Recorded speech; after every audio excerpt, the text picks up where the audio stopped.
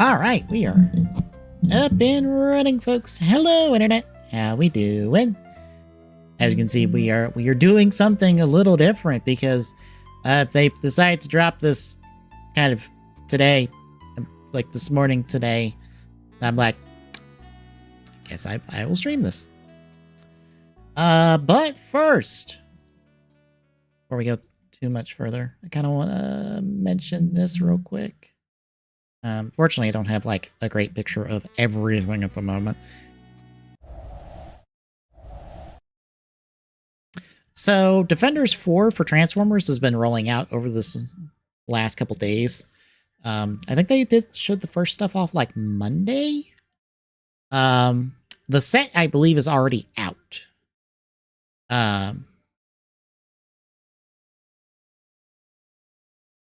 But we've got a Rodimus, a Grimlock, a Clearhound, I believe, Blitzwing, Frenzy, Shatterglass Megs, Scourge? I think that's Scourge. A vehicle mode for Starscream, Rodimus, and one of the Combaticons pieces of Bruticus. I don't remember the name. The fancy ones are like a fancy Rodimus, a fancy Grimlock, and then a fancier Rodimus, and then a fancier Grimlock that has like an apron and a serving tray.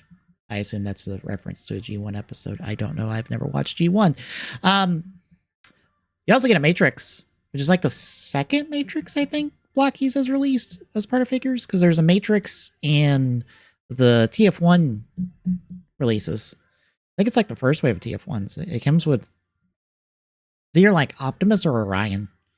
One of the two comes with the Matrix from that movie. But yeah, just want to mention that real quick.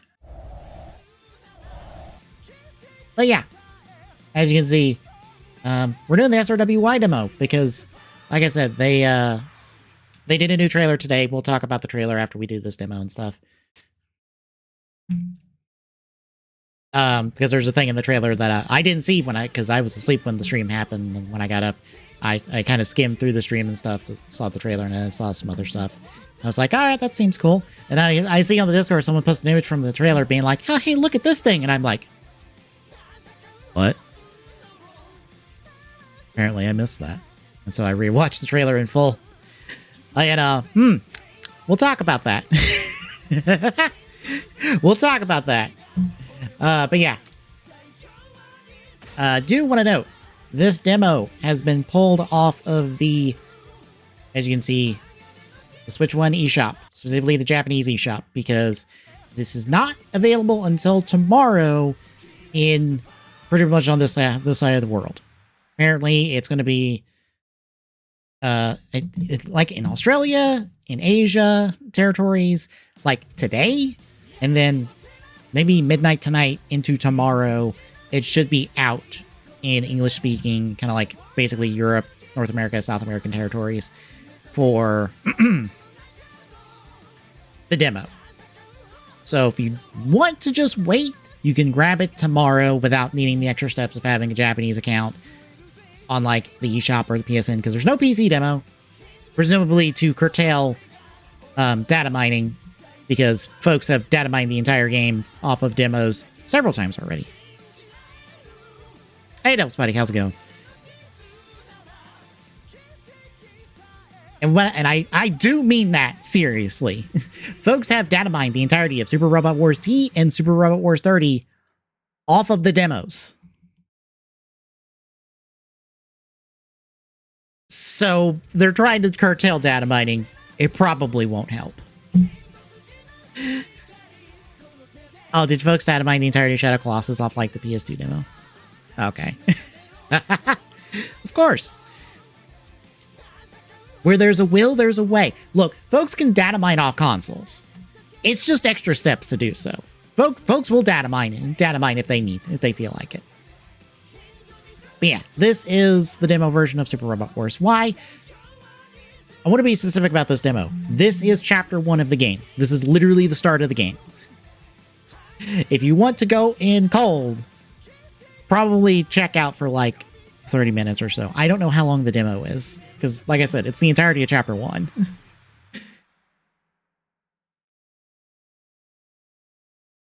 because progress carries over from this demo into the full game. Oh, that's not surprising. But yeah, progress from this demo carries over to the full game. You get a special thing if you carry over progress to this game. I will get none of that because the version of the game I have pre-ordered is on Steam. So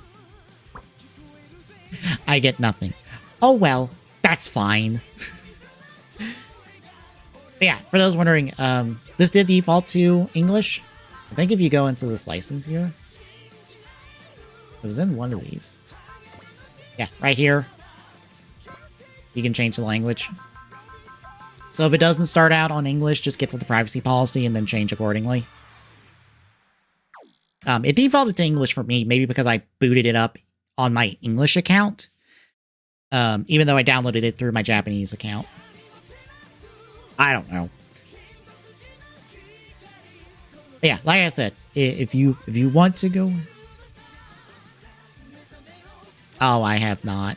I have not paid attention to either of those. I just know Battlefield did a stream and I didn't care. And if COD did something within the last, like, a couple weeks, I didn't care either. It is not Sunday when I have to gather news. So I'm like, I could not care less about what either of them are doing. Until I have to talk about it on a podcast.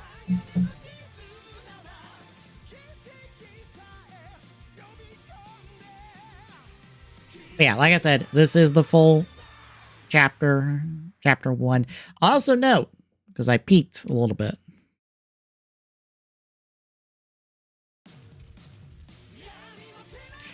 Why? Excuse me? Why would you need to change bio settings to play a bait? That is ridiculous. That is ridiculous and dumb. Anyway. Because I peeked a little bit and saw what the first chapter looked like just for like a couple minutes. Spoilers for the end of Code Geass, because that's what we're going to go into right off the bat. So if you ever wanted to watch Code Geass, forewarning, we're going to go right to the ending of it, because that's just how Super Robot Wars goes. Sometimes the shows involved are post-series, sometimes they're adapting that material. It's fine. Don't worry about it. It's because the SRWY, I believe, is specifically adapting the Lelouch Resurrection movies, which are post-series movies, to, I think, the compilation Code Geass movies. So they I guess they're just kicking off by going, here's the we're just getting the end of Code Geass out of the way because it needs to be done because of the material we're properly adapting. Anywho, we do have difficulty settings off the bat.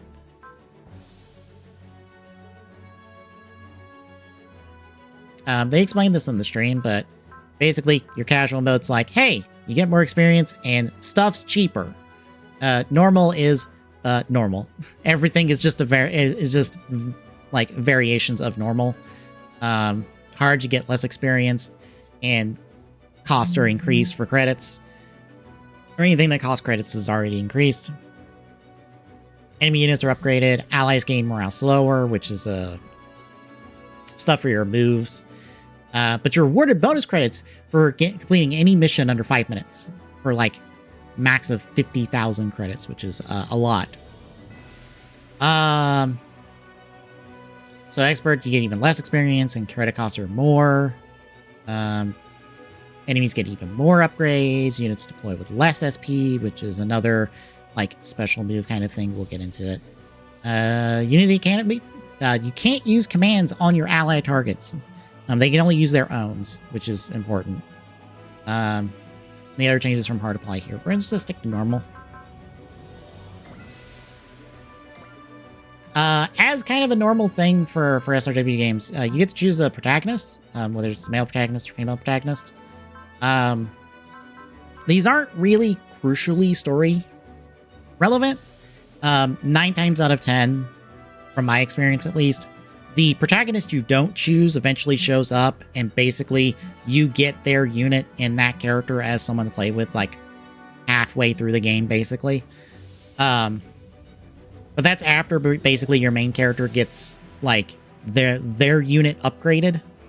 So it's kind of a, hey, you get that base unit on the side if you still want to use it. As I usually do, I pick female protagonists because I would like female protagonists more in my... I believe that's a shuriken because they're ninjas. Why are they ninja robots? I don't know. They just are. Here's the thing. If you're going to ask me questions about why on certain things in this game, I'm afraid I have to tell you because. I'm only familiar with so much here. Probably? I honestly don't know. I would think it's probably removable and throwable. But yeah, I'm only familiar with so much material that's represented in this game. Well, the fourth point would be right in front of the head, so that can't work.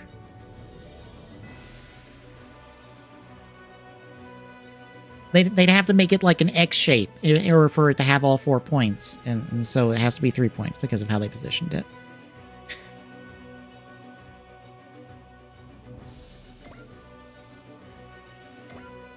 Yeah, we're going with the female protagonist. I'll also just not read the dialogue. If you want to read it, I'll go slow enough for y'all to read it, but I'm not going to burn my voice out reading all the dialogue because most of it will not be voiced.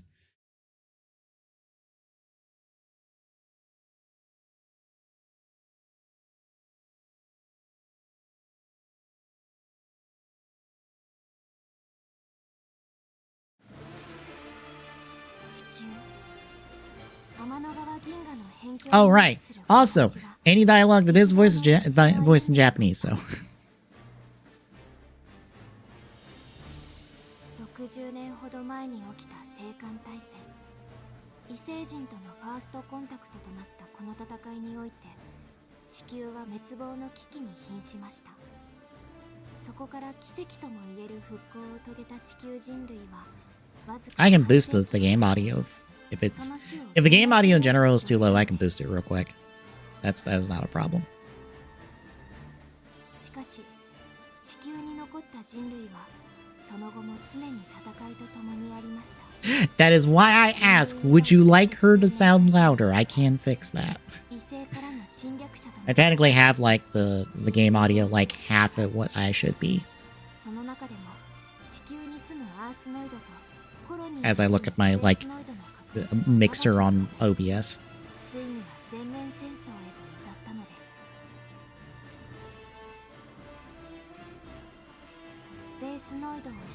ハマーン・カーン、ギルバート・デュランダル、ミリアルド・ピースクラフト、そして赤い彗星シャアーズナブル。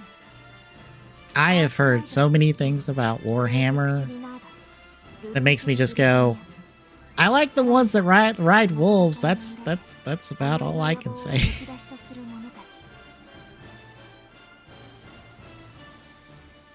平和を願う人たちの決死の戦いにより人類の敵は打ち破られました。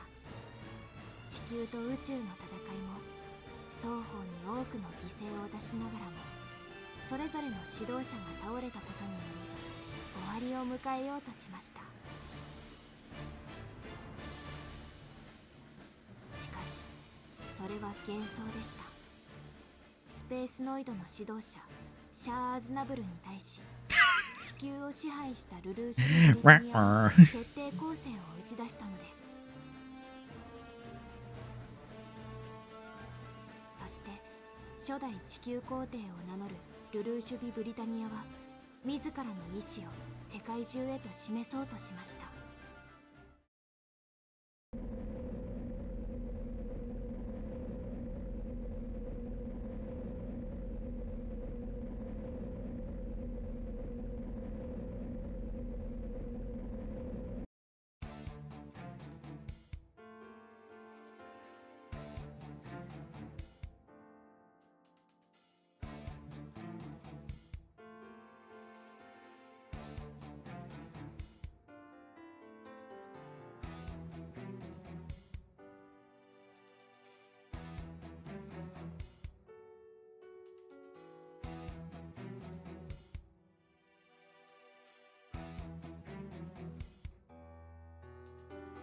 Yeah, this is visual novel storytelling.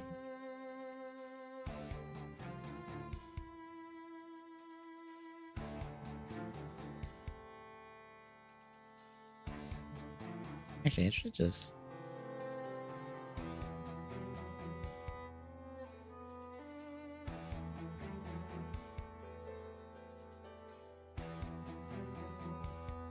Fair. Visual novel storytelling's not for everyone.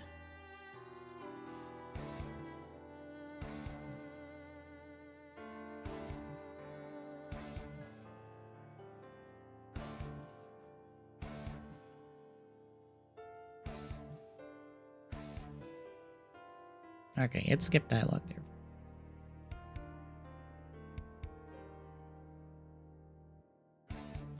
Guess I'll just manually click through because Otto decided to skip dialogue right there at the start.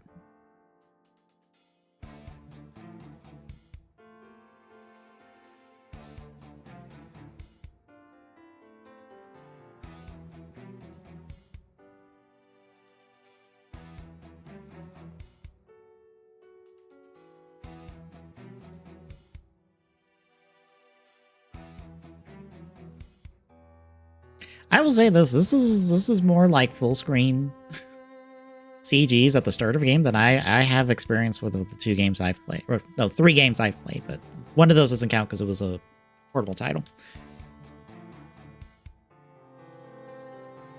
That wasn't the Voltron team. That was the Combattler V team. Voltron has been in a Super Robot Wars game, but not this one. They were in SRWW as Go Lion, which is where we pulled Voltron from to start with. Voltron hasn't been back, I think, in a Super Robot Wars game since W, and I guess that's because, I'll be honest, I haven't the faintest idea who owns Voltron at this point. I think it's Netflix. I honestly don't know.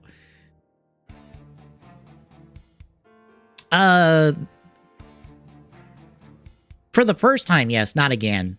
This Power Rangers has been rumored to be in Fortnite, was rumored to be coming to Fortnite for like 2-ish years, at least like a year and a half. But they got put in this season. Basically, the MMPR team minus the green and white Rangers are going to be in the shop in a bundle tomorrow, and the green/white Ranger is on the battle pass at the end of it.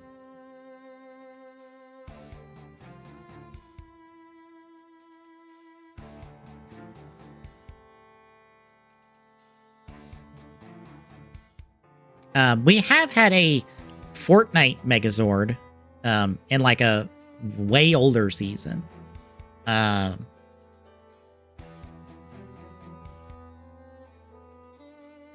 there was a Fortnite Megazord a long time ago. But Power Rangers itself didn't come to Fortnite until basically today, because that's when the update happened.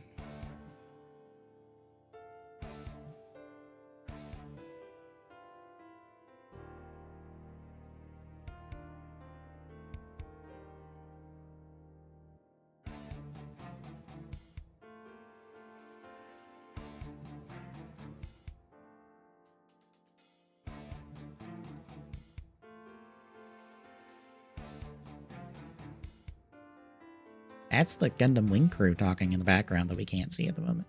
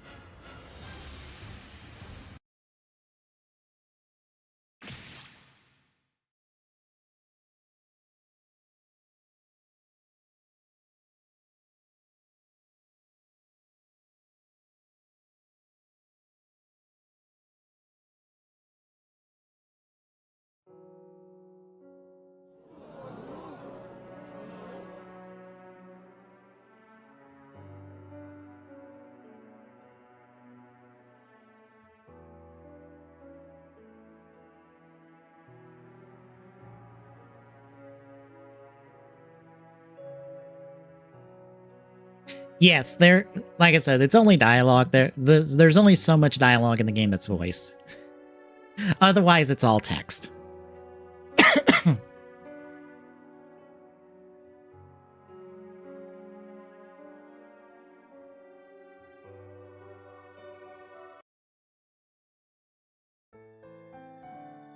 悪逆皇帝と呼ばれたルルーシュ・ビ・ブリタニアは黒の騎士団の仮面の男ゼロによって撃たれました。指導者を失った地球側は戦いを望まない市民の声を受けて体制を見直すこととなり、シャア・アズナブルもそれに応じたことで地球と宇宙の最終戦争は回避されたのです。こうして世界は平和を取り戻しました。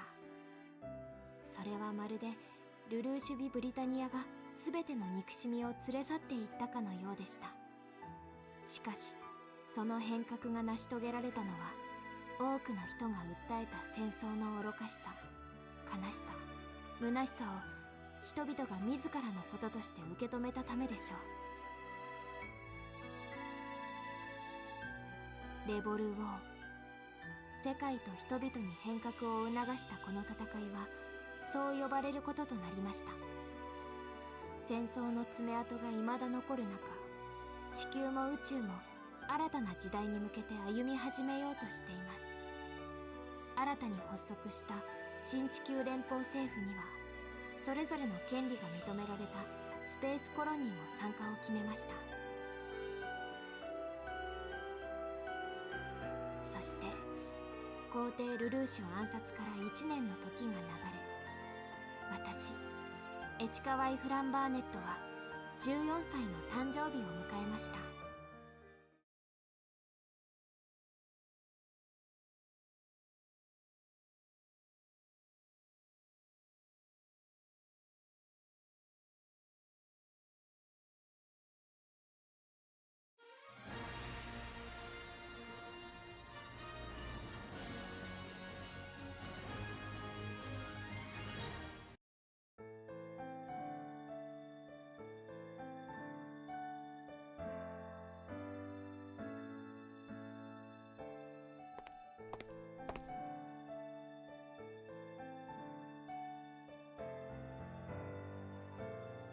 It is a metaphor, I would assume.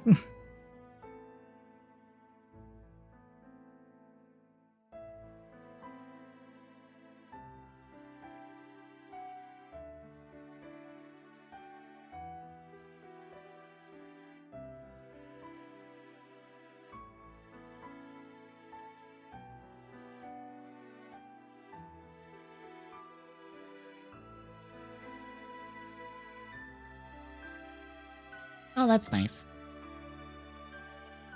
You pop open an index, it'll just like, here's your explanation of characters and events if you don't remember anything.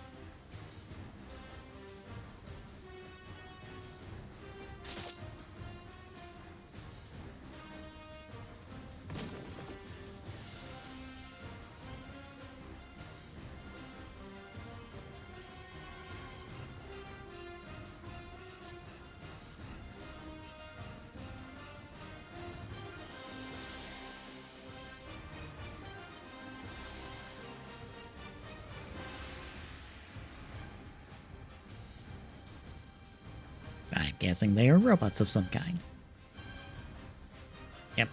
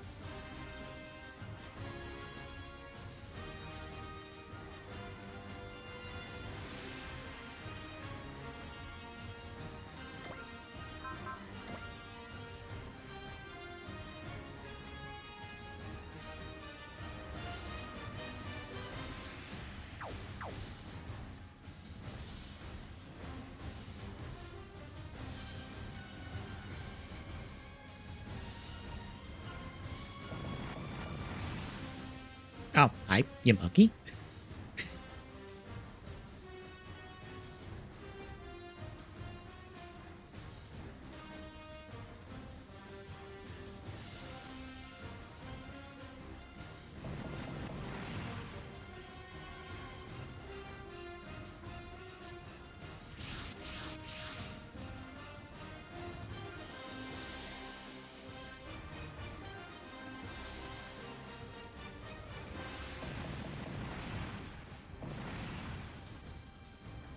Oh, those guys didn't last long.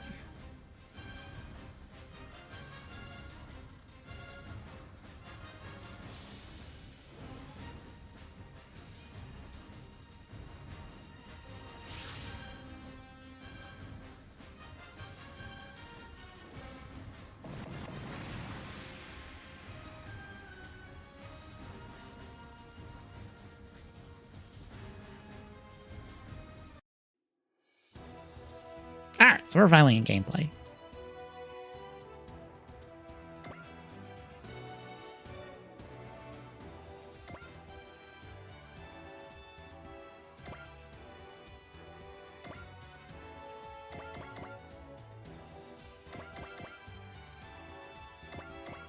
Okay, so SRW games basically your basic tactics game, turn-based tactics. You take your character, you move them about, do attacks and stuff. We also have spirits, which are powered by SP. These basically activate different effects and stuff per battle. In this case, we can activate intuition, which activates the bullseye and flash spirits. That basically just means 100% accuracy, 100% dodge. It's just all that does. Get a stat screen. See all sorts of stuff. Stats and moves and all that.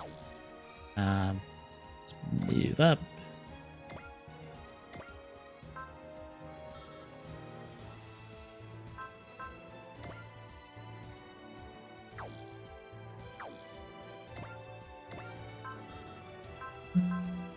Huh. Nobody in. For the beam cannon. Oh well.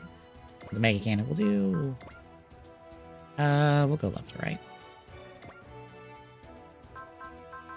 This has a breakdown of like what will happen during the fight. We'll do a decent amount of damage, but we'll take a bit of damage. Possibly. Their accuracy is like 32%, whereas ours is 100. So should be fine. You can also reselect weapons as necessary.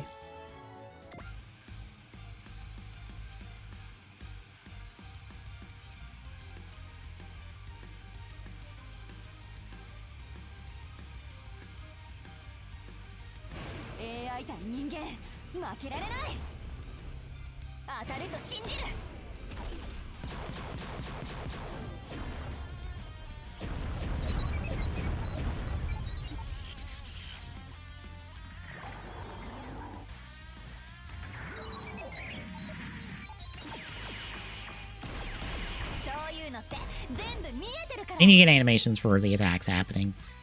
You get fancier animations for your big fancier moves. That is... we can do. The enemy phase.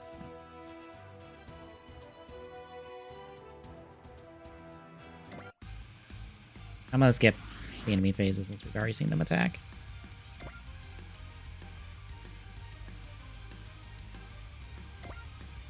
Save us a little bit of time. We've taken a bit of damage. Thankfully, we're not dead.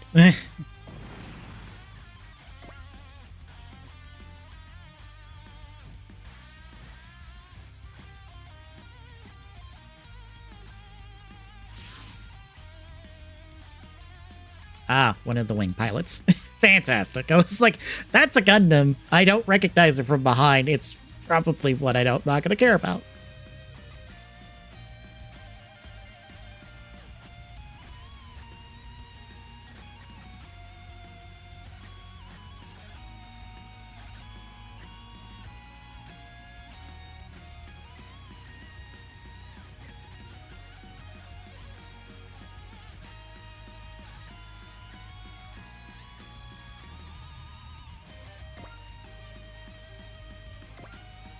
Yeah, that's just explaining. Morale is basically our super meter in a certain sense of the word.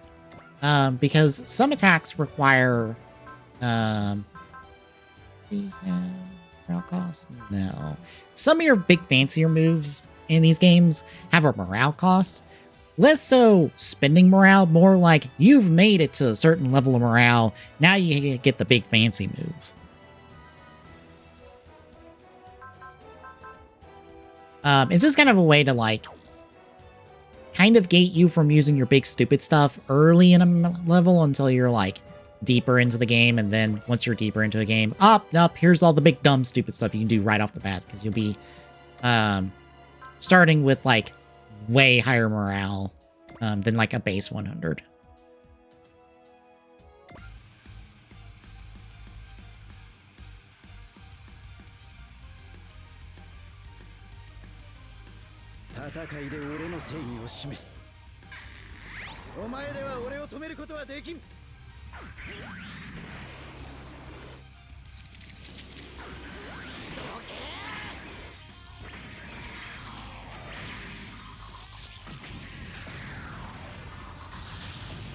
You can also speed up the attack animations. Just hold the button. It'll speed it up a little. Oh, now we can use the Mega Key. I guess it did have a morale cost to it. I haven't moved.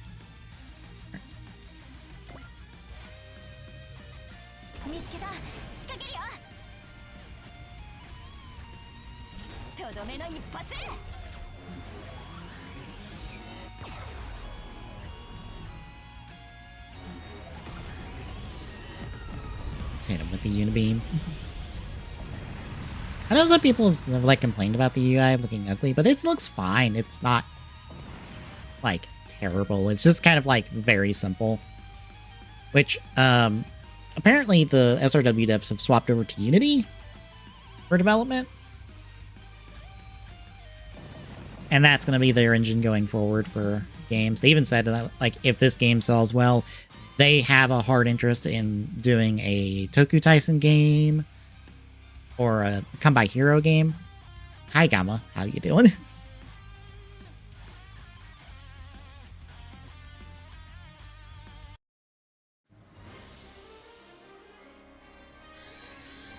Which, please do. Please give me a new Toku Tyson. Like, if you can tone the difficulty down or tune the difficulty like down a little bit, because Toku Tyson 2001 is overtuned on its difficulty. But if you can give me a good decent to good Toku game, it doesn't have to have like the best representation for Toku in the world. As long as it's got like a little bit of everybody in it, I'd be fine with that. Even if it's like the most bare bones basic, like, yeah, of course you pick all the popular, obvious people. in terms of like riders and sentais and ultras and all that. Like, yeah, it's all the basic stuff. Like, there was nothing surprising with it. I'd be down for it.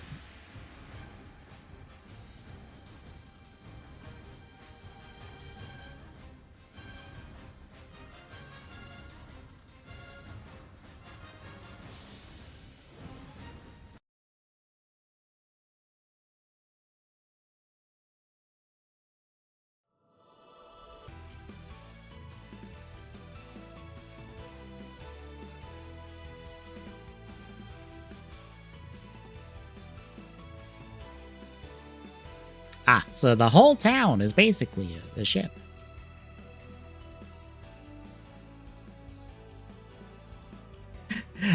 I guess we start with the Dynazenon crew and the Getter Arc crew, because that's two of their that's like two characters from Dynazenon and one character from Arc so far.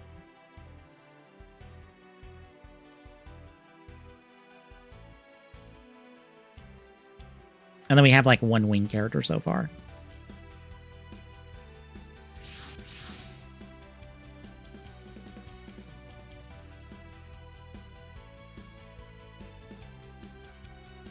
Also, don't mind the scaling with units. That just happens with SRW games. Like, a unit has to be 1 square by 1 square by basically 1 square in terms of sizing. So, the fact that the units did not get bigger, we just had to shrink the city ship down so everything can fit on a map.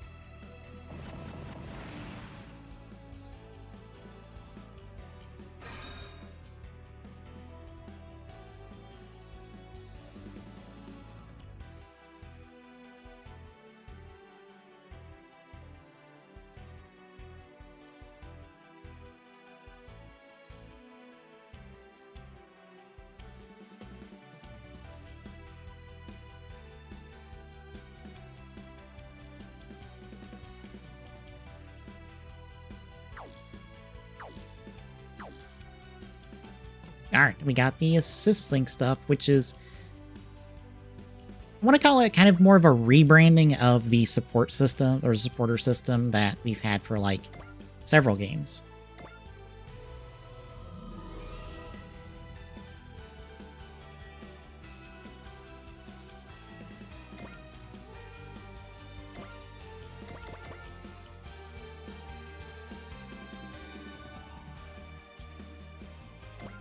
So just to unit list. Oh, ooh, I like this. Kind of gives us a look at all the units. I like this list better. So let's just look. Spirits, kills. Okay, there's assist link. So yeah, assist link. It's kind of a rebranding, kind of like redoing of their supporter system.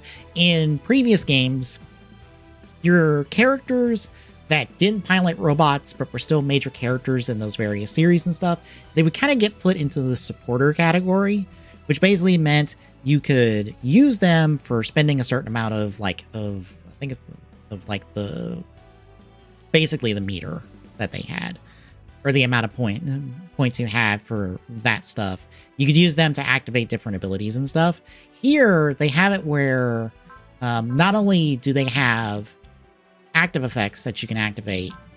In this case, this person has Crush. Next attack gains armor down and mobility down. Nice. This one gains Trick, which means you don't use any energy or ammo for your skill for your next attack. And then Press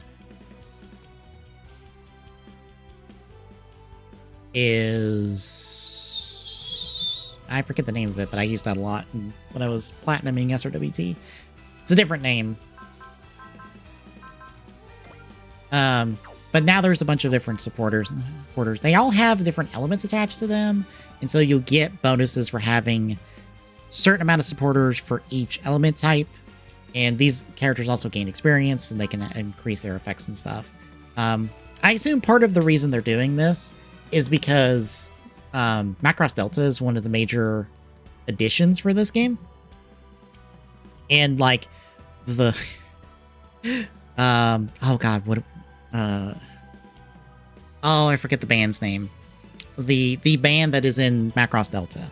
None of them pilot the mechas, but they're still a very important and major character, so they're in the supporter category. I forget her name, but one of the characters from Dynazenon doesn't pilot a mecha either, but is important, so she's going to be in the supporter category.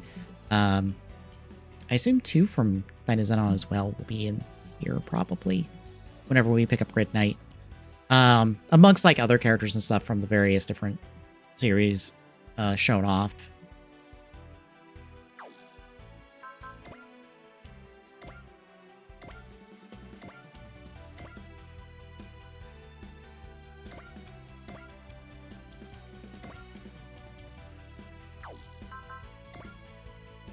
But yeah, that's the main reason for, you know, this supporter stuff.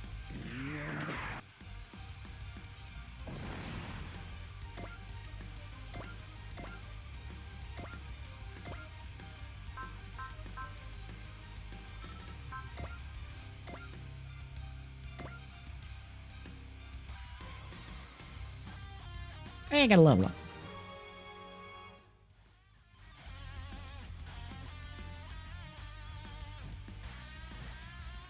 I don't remember what all the skills do. Or what all the stats are. They're numbers. It's number Wang. I wouldn't worry too much about it.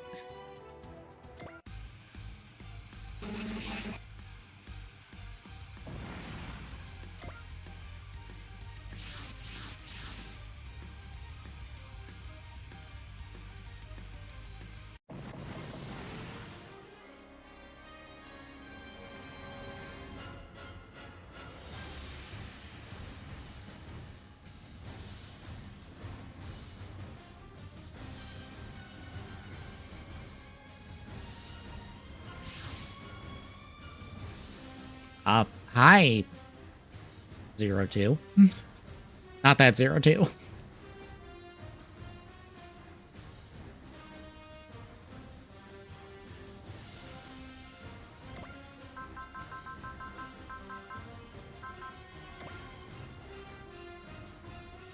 They're probably from some show I don't know and don't care about. It's fine.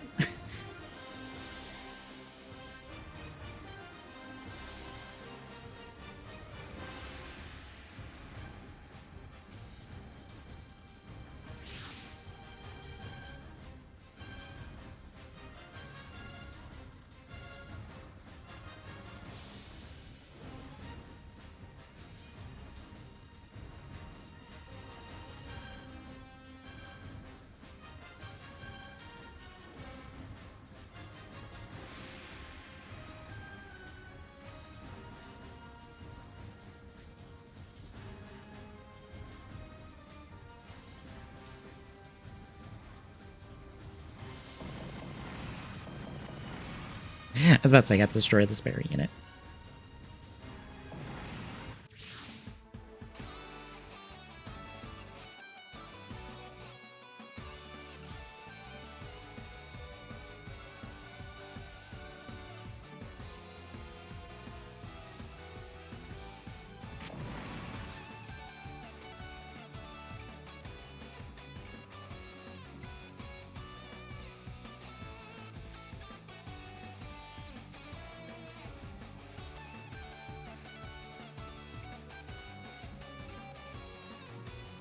I guess the male main character has... I guess the main one and we have the secondary one. I guess that's why, like, both characters are plot relevant from minute 1 instead of, like, this... Whoever you don't choose isn't really plot relevant until later.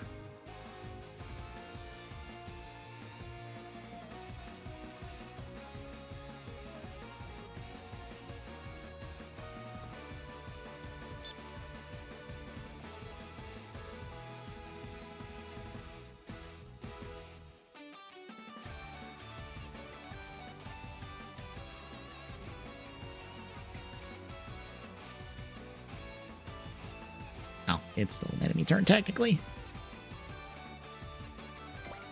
What level is Wu Fei? Because he is ripping through units.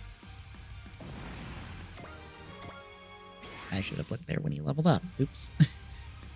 Granted, we might just... Oh, we're ripping through units too. Okay, that's fair enough. I am on normal. I was expecting units to not get one-shotted.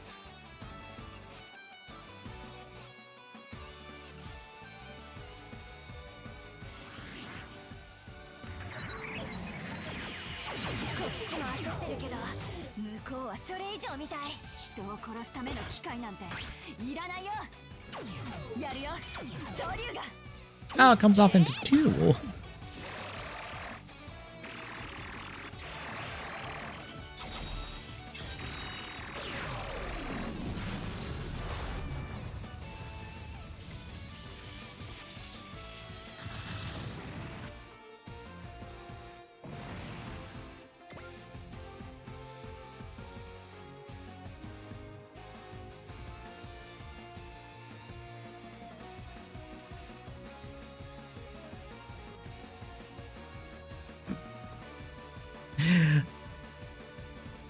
I am endearing to this main character already.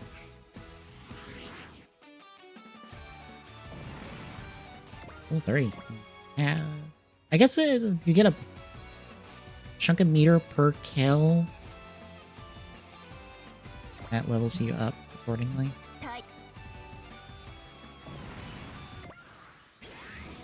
Hey, she gets to attack now. See her stuff.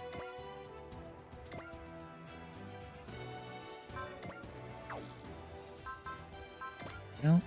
Honestly, I don't. So I might as well just pocket it. I wonder if Assist Link bars carry over between missions, or if you start at 0 every mission.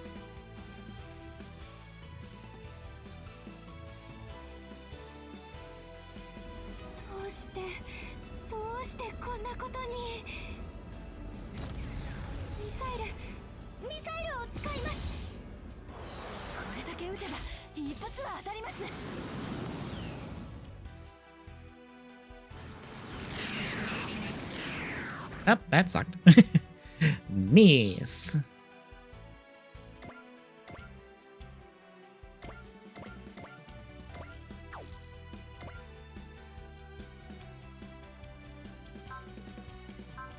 That's a lot out Beyonce, yeah. That's Suzaku, Mr. Shithead from Code Geass, as I understand it.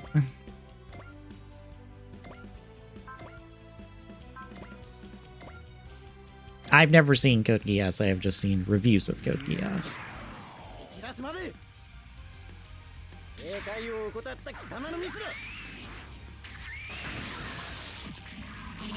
Oh, you have like a defensive shield that like negates some certain amount of damage. Okay.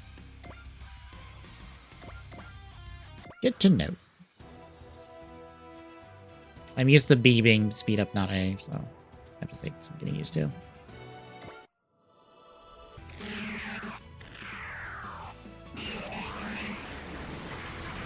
Oh, fucking suplexes you? Okay, I was not expecting the little robot to be like, I'm gonna suplex you.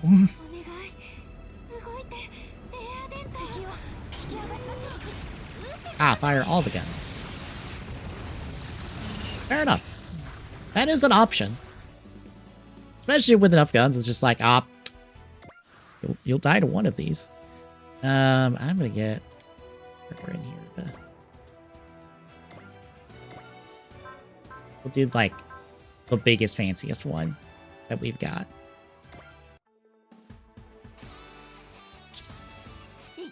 Unless that is... Nope, that is a different one. Okay. I wasn't sure which one we did earlier.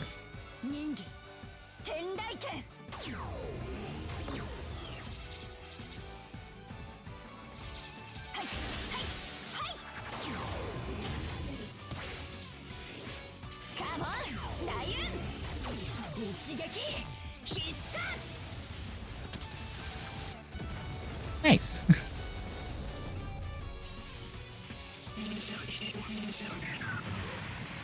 I love that's the same robot noise I've heard since T. It's the same, like, computer AI robot noise that's in T, which is wonderful.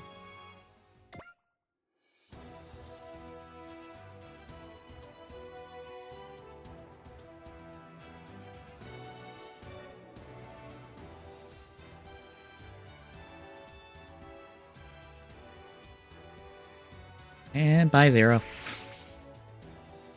0-2, basically. Bye, Wufei. Look at two people going away that I don't care about. It will. When I play this game, when it comes out at the end of this month, I'm probably never using the two of them unless absolutely necessary. I am sorry. I went through an entire Wing podcast. It sounded like a miserable pile of shit. And I have no desire to actually sit down and watch the show.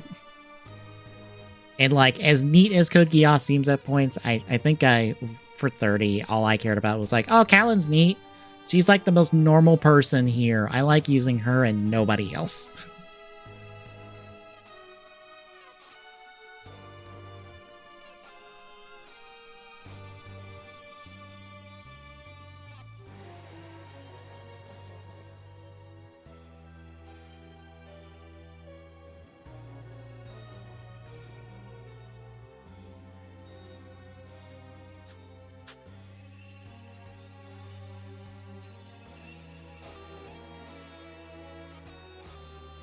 Oh, whoops.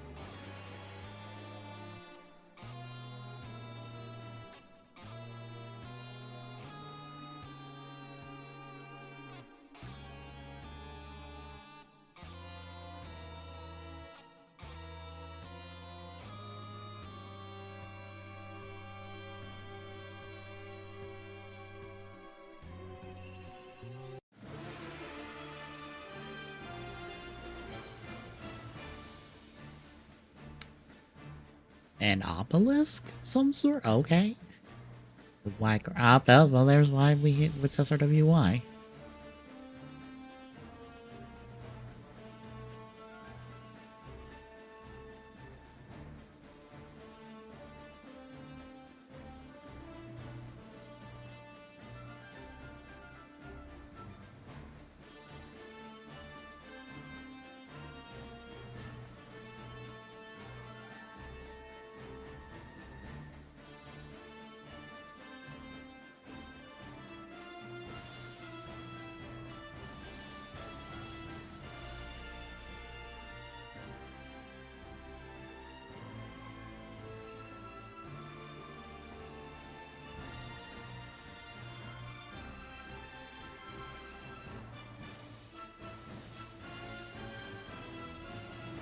I think that's an upgrade tree we get to mess with, I believe.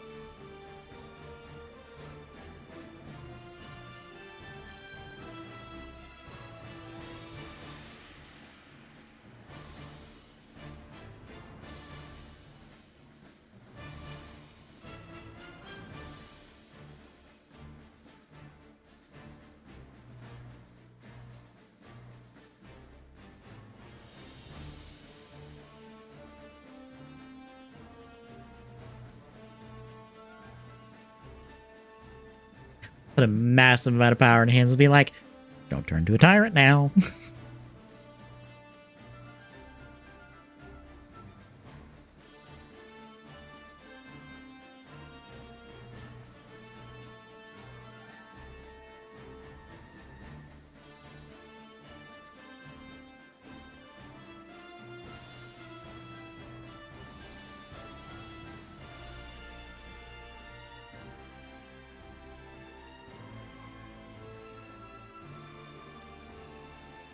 Okay, I didn't know they...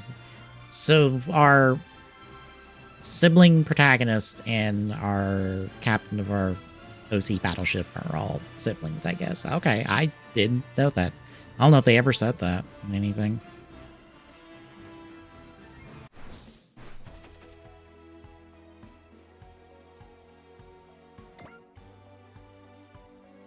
That wasn't that much experience. Do we move directly into another mission? Okay.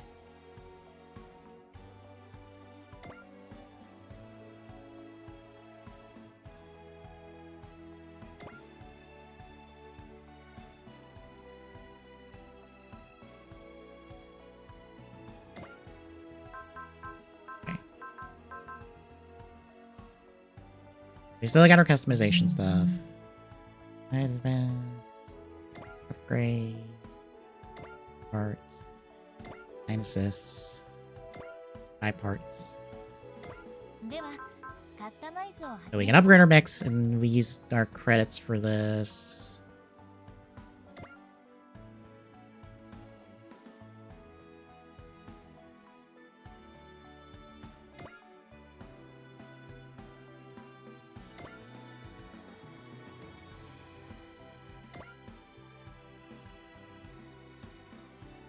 So basically, if we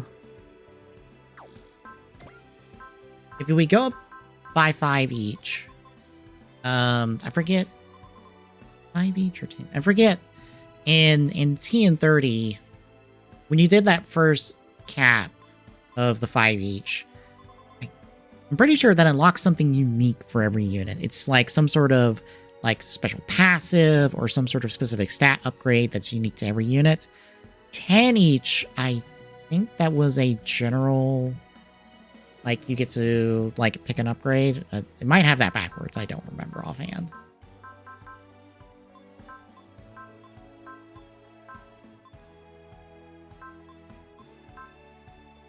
I tend to balance out my upgrades. Oh, we can favorite units? Ooh. Yes, please. Alright, equip parts. Basically, you get, like, equipment and stuff in different missions. Across different missions and stuff, and so you can equip them. In this case, we get a booster, which gives us movement. That's it. Pilot stuff. Same sort of credit upgrades.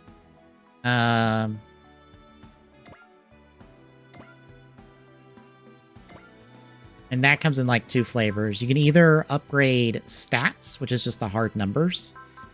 Those take programs, basically. Those cost, you know, XYZ amount of money.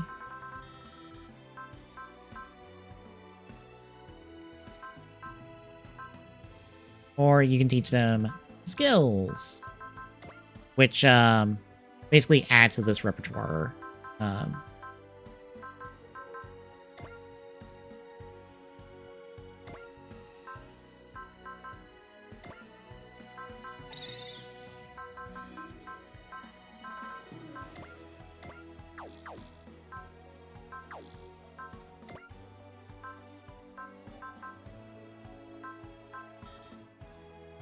Oh, skill programs are in the shop. We can't buy them here.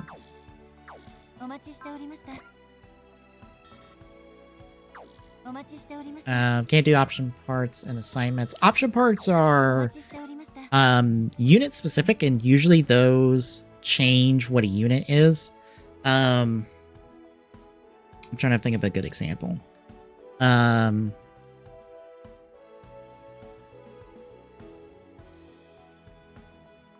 Say our main ninja unit here had some sort of like booster system or some sort of like jetpack or something that she could have.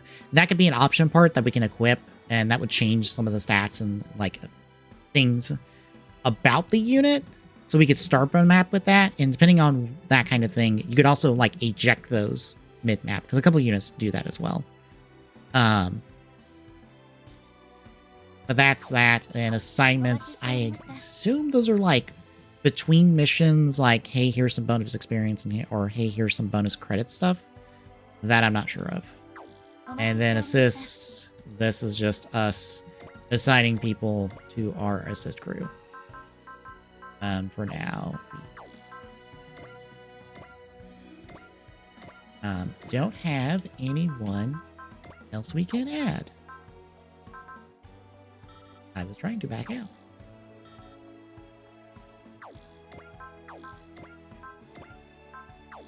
Thank you. Apparently I deselected everybody. So SGE memory. This was a stat tree, if I recall correctly, from stuff.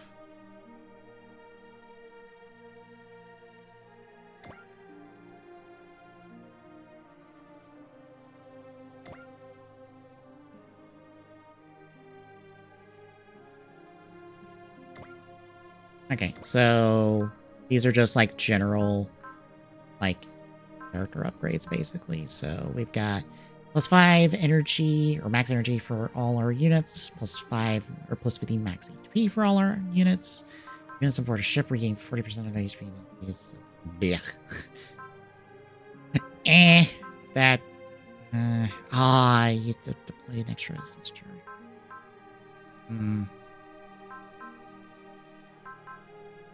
You put the economy stuff behind like 2 upgrades I don't care about?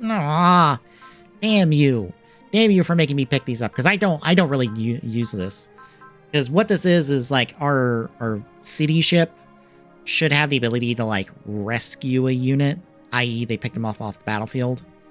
You usually do that if you want to like maybe move a unit or maybe get them off the field and not get damaged. I usually don't bother with stuff like that, but the fact that it's like here, and then it's like, hey, 5% discount on all your weapon upgrades, 5% discount on all your mech upgrades, and then an extra assist charge when you deploy. It's like, you put all that behind like that stuff. That's here. So 2 max ins, energies.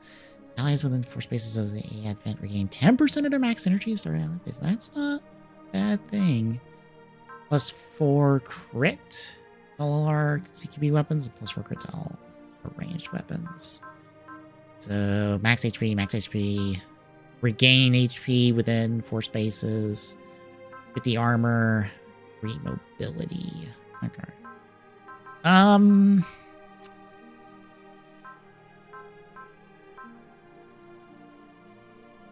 Do I sacrifice doing the max upgrades to like bum rush economy?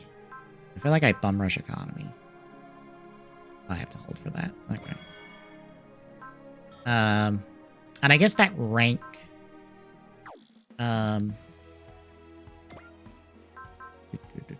oh, that's all settings and stuff. Yep. I'll take that. Now we can change all that. Neat.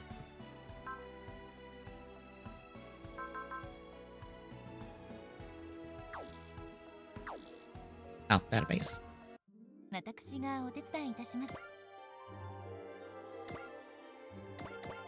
so we've got library, which is just, hey, here's all our people and units in the series that have currently shown up so far. Records is our map records, I assume.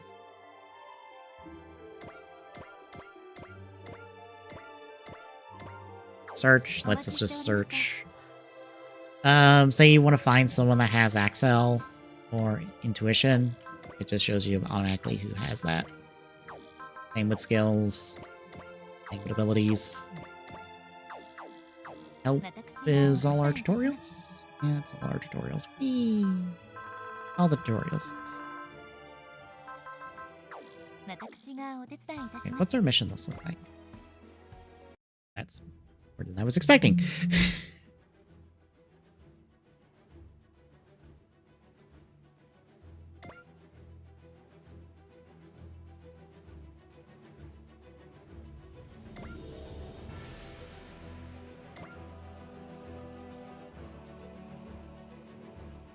Okay, so we've got 2 main missions, and then basically 2 talks. And these 2 just reward, I guess that's mission experience. And these are basically tutorials. Because they've done some of the same mission setup as 30. From my understanding of it, especially from interviews that they've done like this past week, because this demo along with previews and stuff have come out the last week or so. So folks from the development team have kind of done the rounds for interviews and stuff. From my understanding of what they've said, they've made the start of the game like 30, where it's a bit more open. You're kind of selecting missions as you want. But once you hit the mid game into the late game, it's going to be a lot more trimmed down. You're basically going to go more mission to mission once you hit like the mid game. But the early game, it'll be a little bit more freeform, which I think is actually a good way of doing it, because I really didn't care for 30's mission setup. 30 was, you just had slogs of missions. You were just going to like whatever was next on the list, like what you saw just now. And the story just kind of felt like it got subsectioned off. It's like, well, these shows are over here with their plot. These shows are over here with their plot, and et cetera, et cetera. I didn't really care for that because it kind of just, it made the game feel very like disconnected and kind of disorienting. Because you basically just hopscotched across like subplots. It didn't really make the game feel cohesive. T was a lot better about that, but that was because you went from mission to mission to mission to mission. How they have this set up, I think, is a nice middle ground between the two, because I understand having that freeform necessity of like, hey, we're letting the players choose the missions they want to go about. That kind of like is nice and cool. Letting that having the game start that way works, because the start of these games are usually your big like recruitment times. It's your first time interacting with a lot of units from different shows. It's your first time setting up those different shows, and also your first time recruiting those shows, basically, and the units from those shows.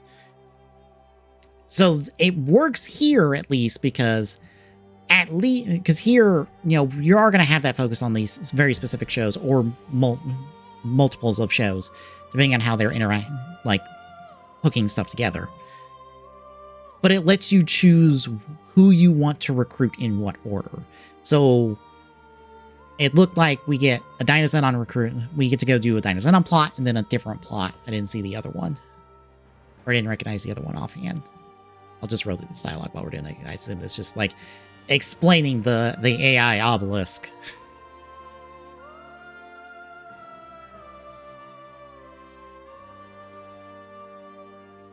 Because a lot of the times these talk segments, at least in 30, because this is where they come from, is SRW 30, they were basically tutorials. They basically just generally explained some mechanic, and they gave you experience for going through the dialogue. There wasn't anything really spectacular or interesting going on here. It's just, hey, here is, in this case, here's the explanation of the SGG memory and getting a mission experience. Blah, blah, blah, call it a day. Some flavor text, you're done. Here it's going to explain, I assume, the assist crew.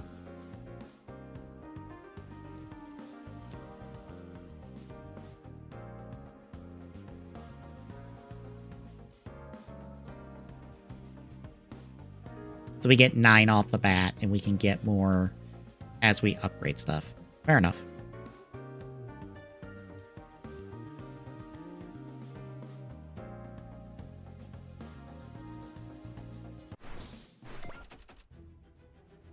But yeah, like, this is going to be a Dinoxenon mission.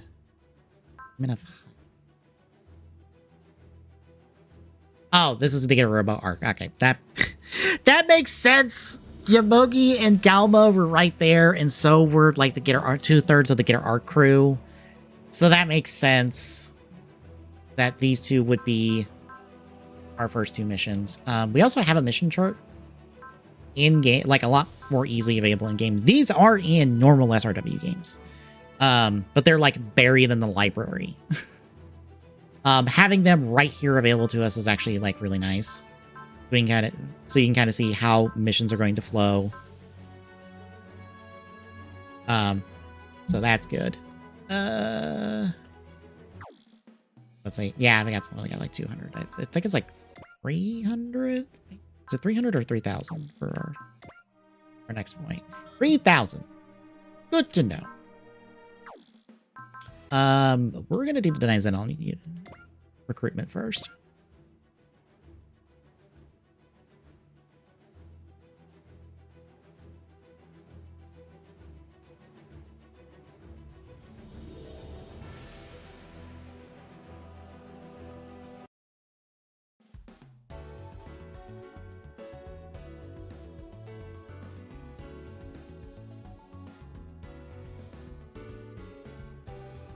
So this is basically the start of Dynazenon with Galma running in the Yamogi.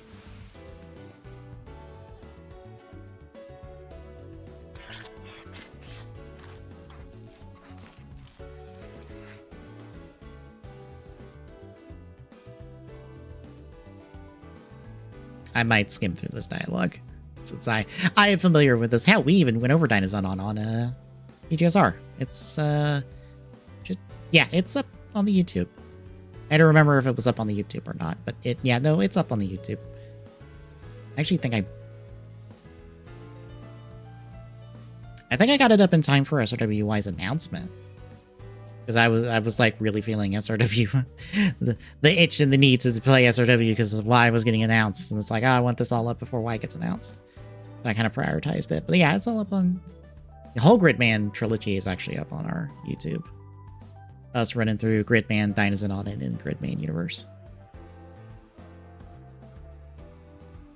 This game only has Dynazenon stuff, interestingly. Even though 30 had Gridman and they could bring over the Gridman stuff, it's only Dynazenon. And there's also a thing about the Dynazenon stuff, but we'll talk about once we're done.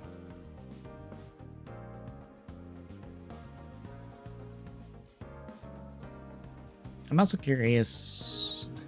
I'll be honest, when I knew this was chapter 1, I was kind of expecting just like that first mission and we're done. I was not expecting like 2 more missions. The city we were in is now a giant spaceship. We're off to go recruit a bunch of folks that pilot a giant robot that turns into a dragon. No.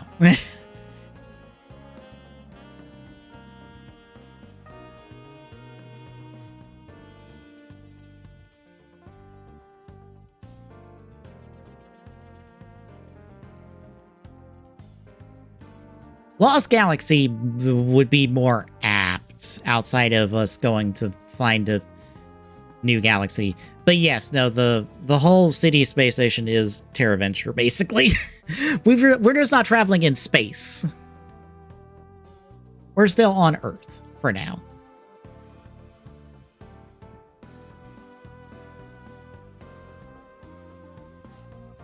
Also, part of the reason why there's no dialogue is because there's a lot of text in these games. Like, a lot. Like, when people say visual novels, they are visual novel. They have, like, the word count of a novel. They are thick with talk and verbiage. Which, like, if you, I don't know, I'm a bit on the faster in terms of reading. So I kind of speed read.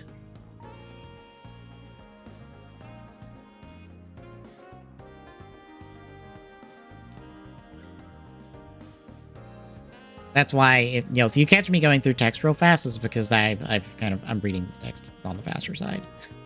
I was a book kid. I read a lot in school.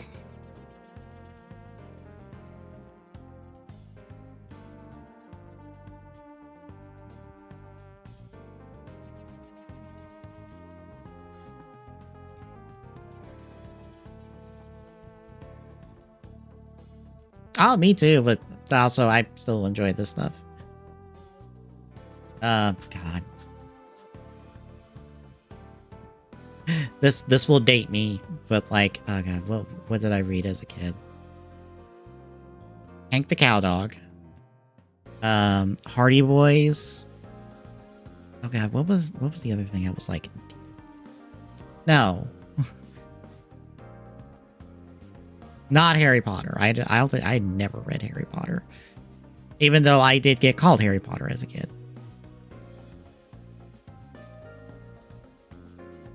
Goosebumps? I did a presentation on Goosebumps, I think, in school. I did not care for... I had no interest in Harry Potter. Yeah, Hank the Cowdog, Hardy Boys. There was this, like, biography series for kids. I don't remember what the name of it is, but I read, I think, all of them that I could get a hold of when I was in middle school. It's probably why I like documentaries and the like. Because that was one of the things I read. It was just like, oh, these kid-focused, like, biographies of famous people. Or historical people, I will say. Not famous people. Historical people.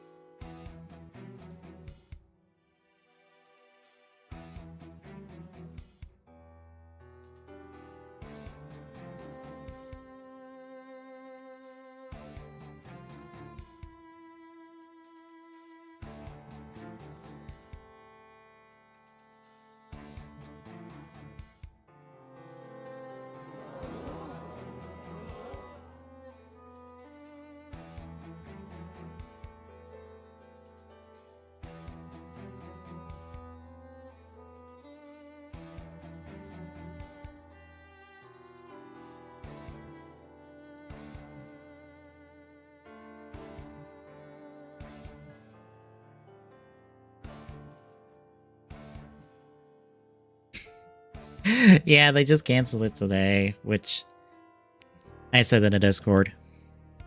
Fable goes one step closer to cancellation because has the word, not really any confirmation on this, but the word has been that if a game was not at Xbox's showcase a couple months ago, it basically is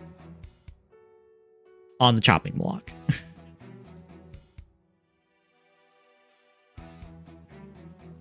Yeah, it's Contraband. It was apparently some sort of like co-op, Just Cause, basically. We only ever got a CG trailer like a few years ago. Some gameplay, I think, leaked out. And that was maybe later than that. I tried to find the gameplay, and I could not find anything that wasn't a leak. And I was like, yeah, that makes sense. But yeah, everything that was at Xbox's showcase is safe. Everything else that was not at that showcase is basically up for the chopping block. And Fable was not at that showcase in any capacity. Same with Perfect Dark, which got canceled, I believe, after that showcase. It was either before or after that showcase. And Everwild got canceled as well. So it's like, Fable is not long for this world. And speaking of things that are not long for this world, Bungie.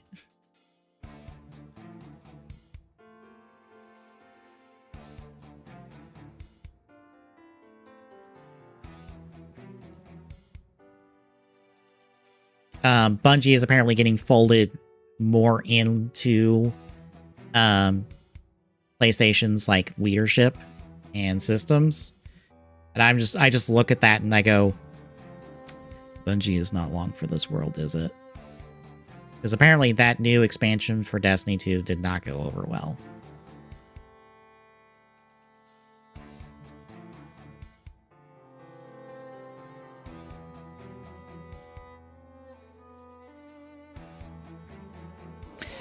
It wasn't really lack of content from my understanding. It was just a case of like, basically people got their ending and got their jumping off point for Destiny 2 with the final shape. And while this new expansion is the startup of new things and a new storyline and new stuff for Destiny 2, people are done, basically. It's kind of I would say it's the same sort of situation you saw with Marvel stuff coming off of Endgame. People got a conclusion with Endgame. People got an end to the story. People were satisfied and were ready to walk away. Even if Marvel stuff was good past that point, people got an ending to the story that they were invested in for, 10 some odd years. That's the same case here in Destiny. People got a conclusion to Destiny as a story. Even if there are new things and new storylines to discover, people are done and moving on.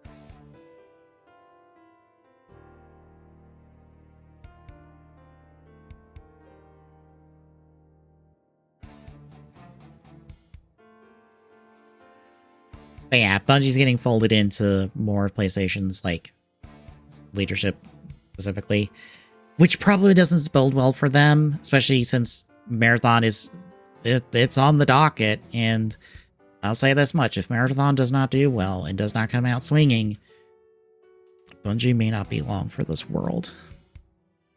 Which, oh good, both ends of the Halo development teams continues to be cursed.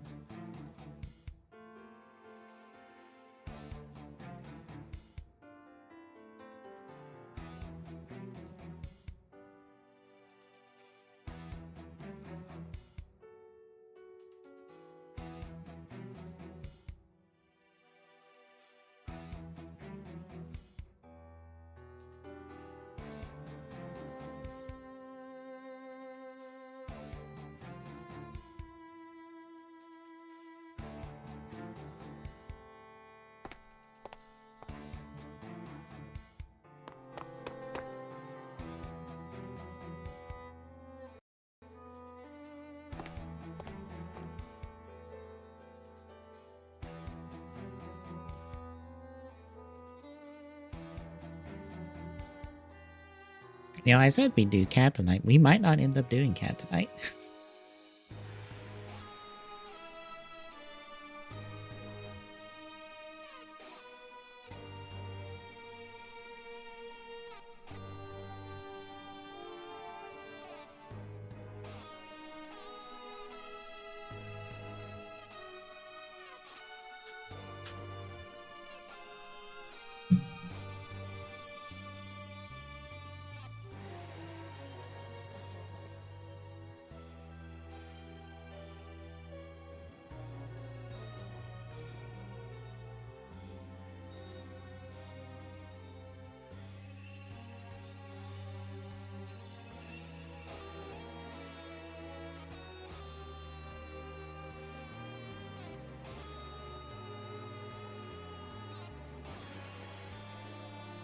South Korean songs.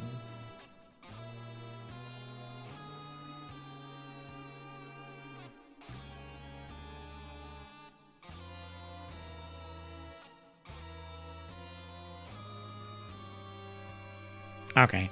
I thought I might recognize the name, but no, never mind. It probably is just sounds similar, or the name sounds similar to something I've seen get mentioned somewhere.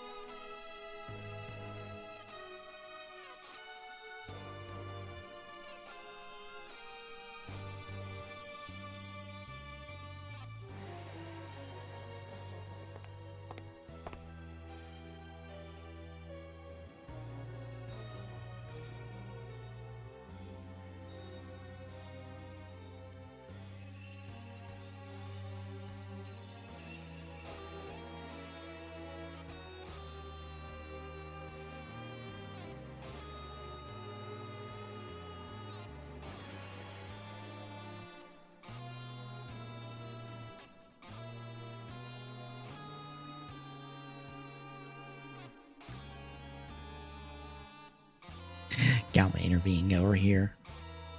I wonder how much the game will like get into Galma's, like who Galma is, since he's technically a character from the original Gridman live action series. Technically.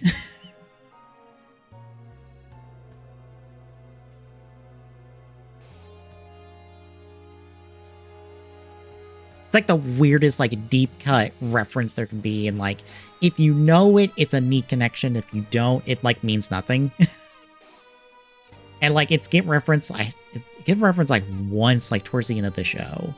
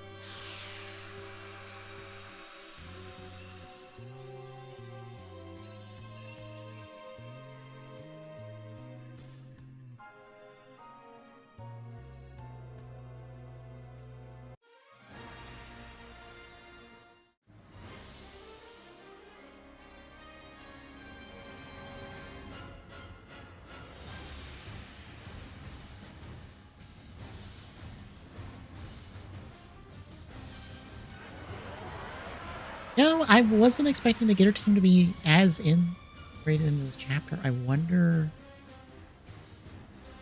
I wonder if there's a difference if you choose the chapters differently.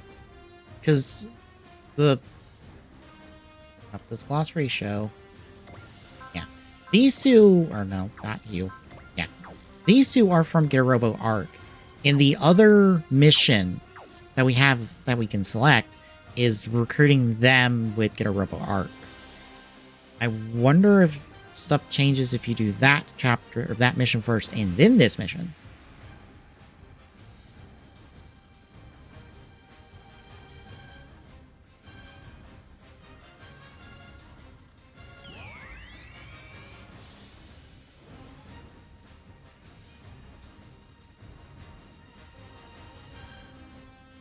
I mean, it can be.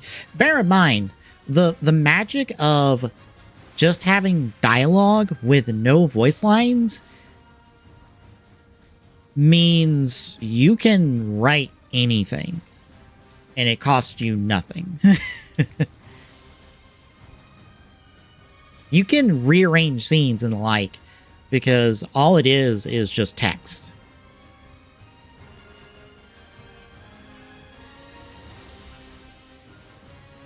So I guess just to explain a little bit, since I know Dynazenon, Galma can control kaiju, like hijack them and use them for whatever he desires. He can't really because he's kind of dying, or he's kind of like half dead basically because he was a mummy. The bad guys of Dynazenon can. Also, is this a back version of Dynazenon? We get like three versions of Dynazenon in this game.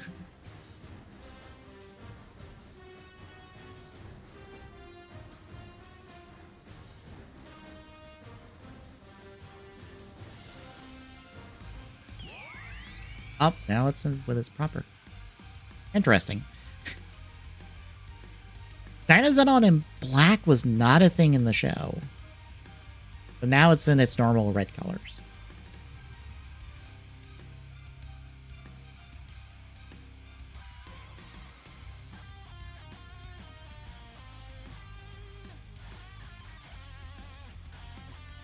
Ah, Galma's main pilot. Okay, what do we get? Oh, good lord. We just have all the attacks off the bat. So gun, saber, first missile attack, full bust, Rex Roar, which is us going dragon mode basically. Is there anything else? What is the spirits? Vicar. Bogey gets flash. Yume has mercy. Okay. Yomi has daunt. Interesting. And we can hover. Odd for Dynazenon to have that. And most of his flight comes with Kaiser. I mean, since I'm at this range, I might as well just go in order on what attacks. Even if it's, like, not that much.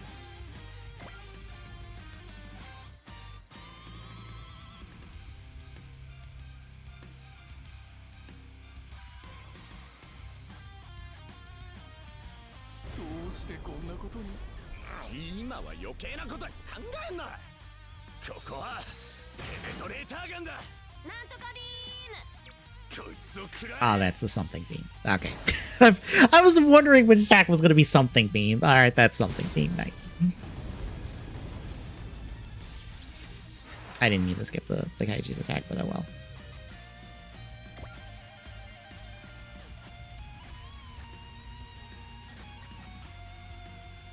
Hang on, did she say?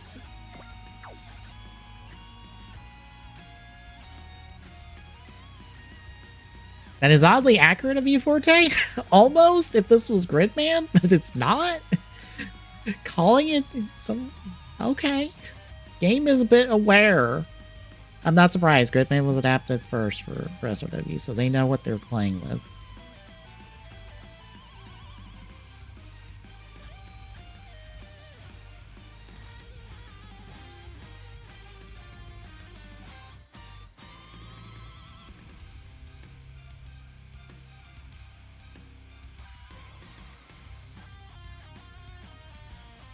Okay, so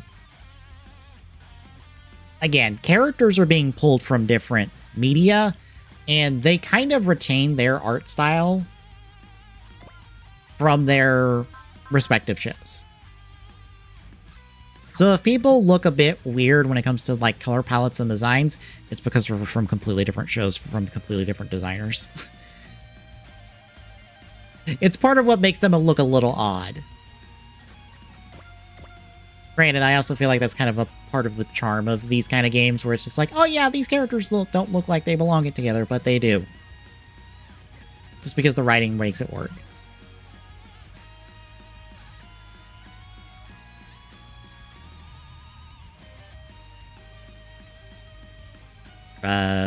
What, the Disney games we were playing Friday, or Mario we were playing Saturday? Or was it like Zenless?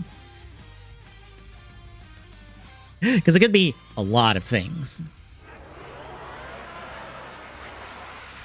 Oh, was it Zenless? Okay.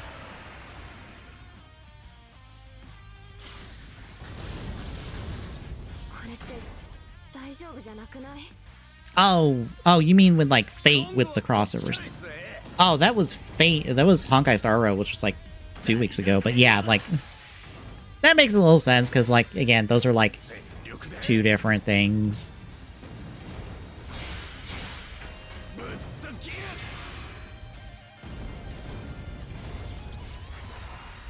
Yeah, I did Star Rail 2 weeks ago. Zenless was last week, and Zenless is also again this week. Because the new Star Rail update is next week, so oh,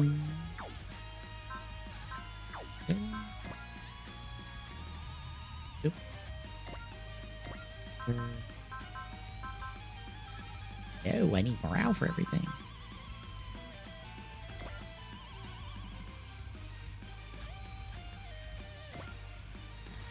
Just do Saber again.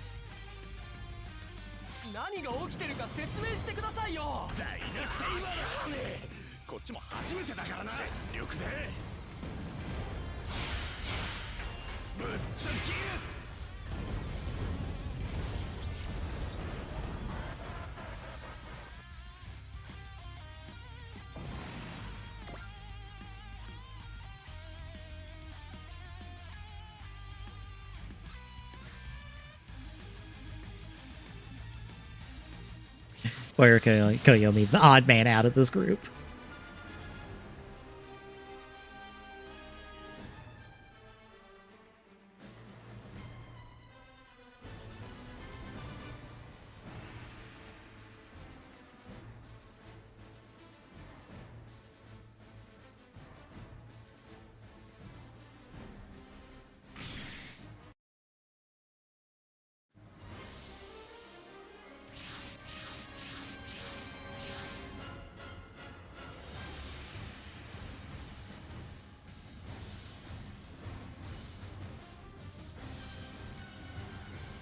It's gonna be so weird anytime they have to do that. It's just like, well, we're starting the map in there, and now we're outside, and now the map we were before is like one tile large. It's so weird.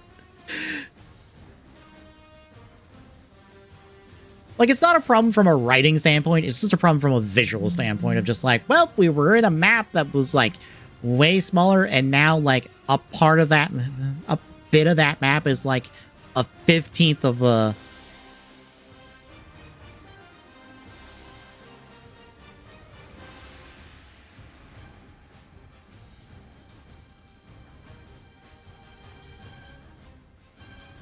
Oh, that's one of the OG mechs. Okay.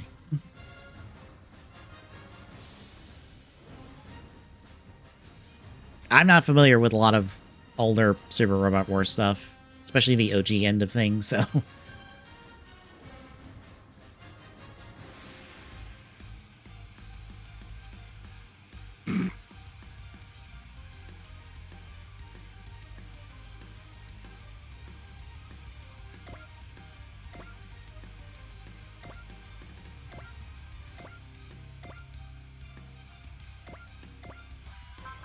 Oh, we can do Rexroar now. I'll save Rexroar for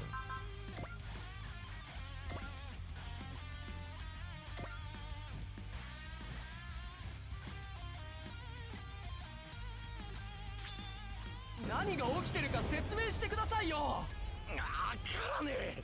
こっちも初めてだからな。うぜえ。ここだ。必殺バーストミサイルキック。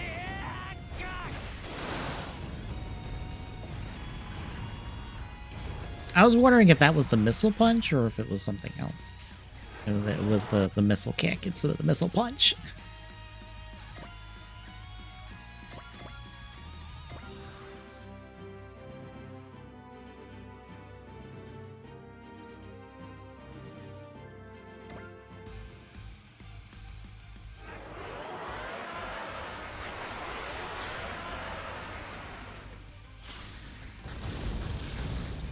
Why is that on this on the tanky side, which I appreciate.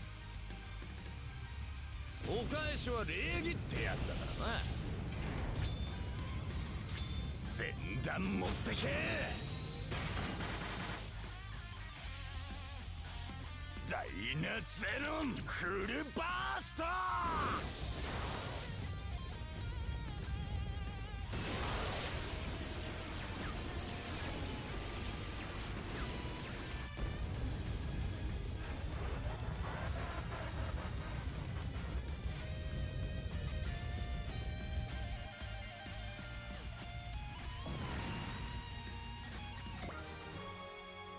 That is how things work for Galma and crew. Granted, that is also Galgai Garf with Guy. God, it was so funny for me to not clock Guy's voice actor in Kamen Rider Gotchard until he started yelling in that show as one of the chemis. As soon as he started yelling, I was like, oh fuck, that's Guy from Galgaikar. I know that yell from anywhere. That man must shred his throat every time he has to do a character. Because it's like, yeah, no, I only do characters that like just yell attacks and yell names and stuff. Man must destroy his throat every time he's brought on for a project.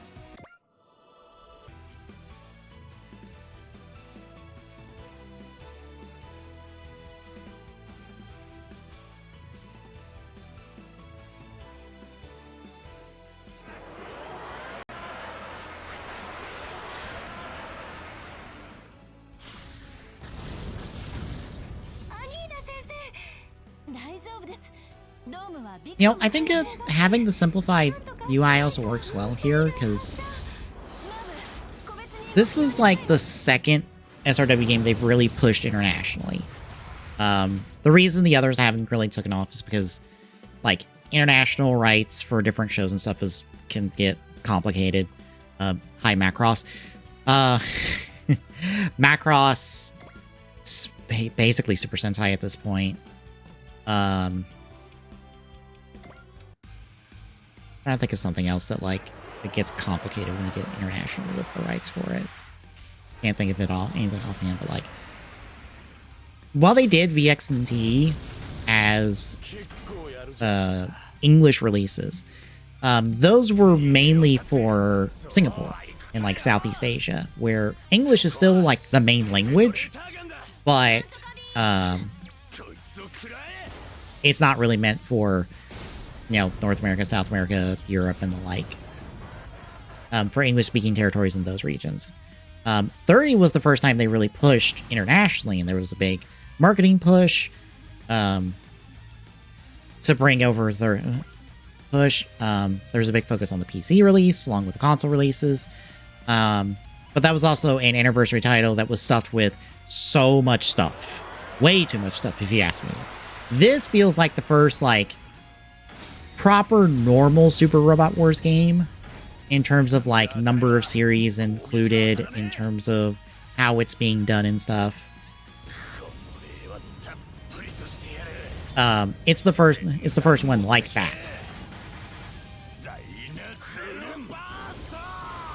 So having kind of a simplified UI and stuff, I think helps, because this might be a lot of people's, like, first real hop on to Super Robot Wars. Granted, that's just how I feel.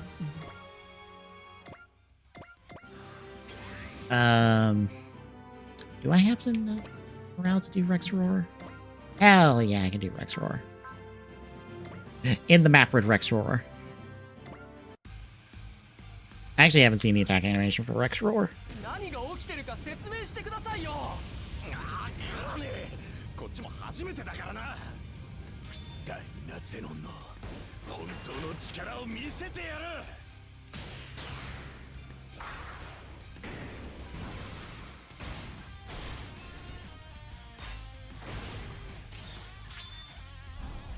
Yes. 合体合流ダイナリック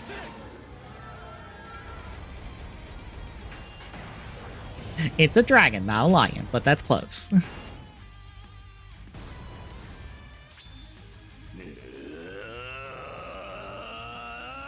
必勝大火炎レックスロー。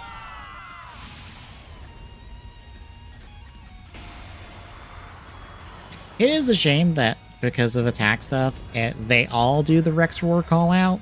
Because if I recall correctly from the start of the show, only Galma does the Rex Roar call out at the start of the show. It's not till later in the show that they all do it together. Because the show is about them kind of like coming together as a team.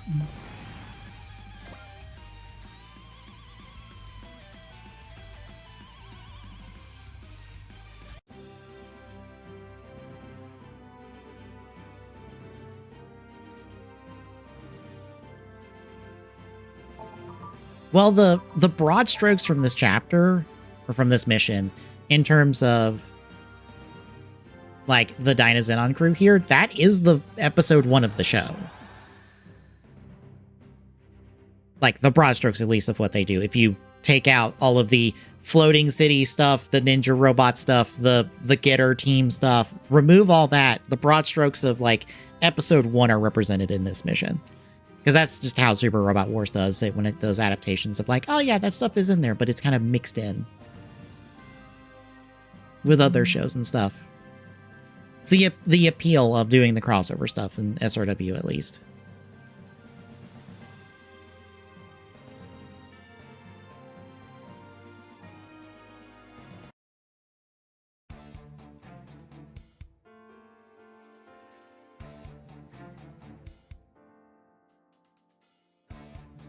That's super early for her to do that. She didn't pick that up until like 5 or 6, I think.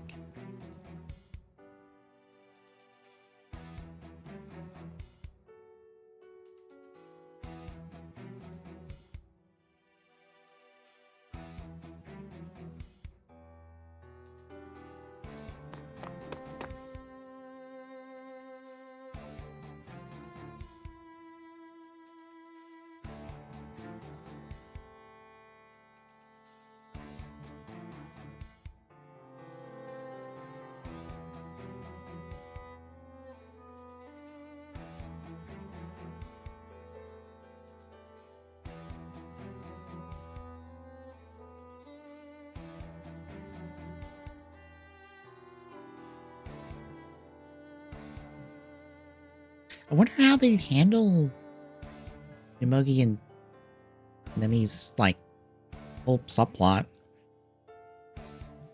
in the show. Because that's how they end up getting together, is them looking to Minami's sister's death that happened in the backstory of the show.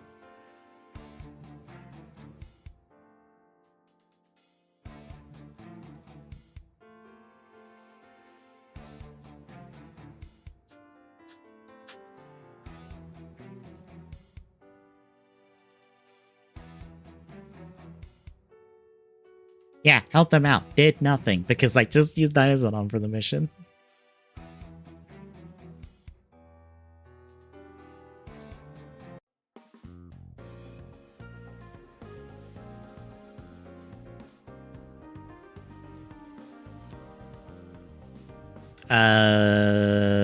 Which Digimon game? The RPG one or the card game one? Because the card game one apparently started its closed beta today. One of the folks I follow streamed it today.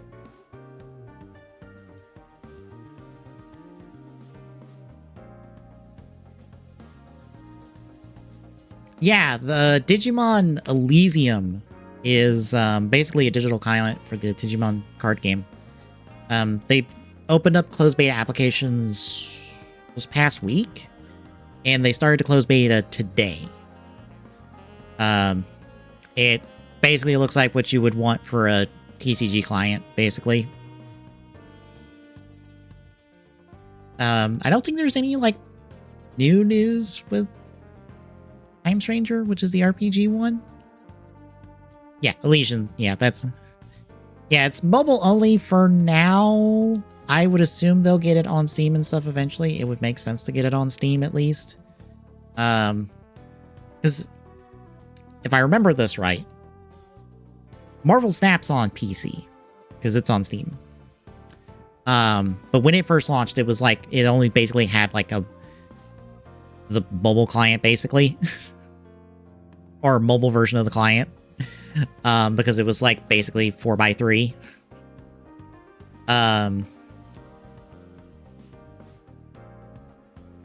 This should translate well. I also don't think Snap has like gamepad controls, which would be a concern bringing it over to Steam and stuff.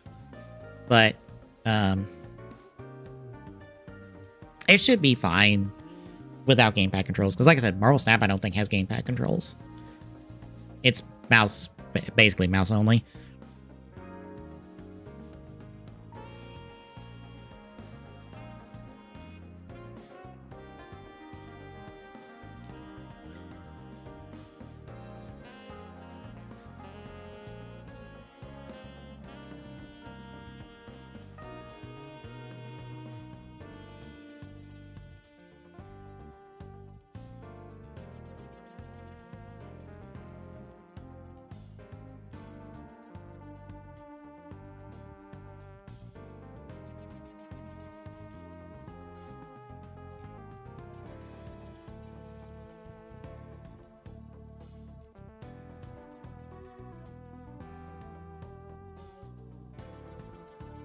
Alright, Dev Spidey, you have a good night.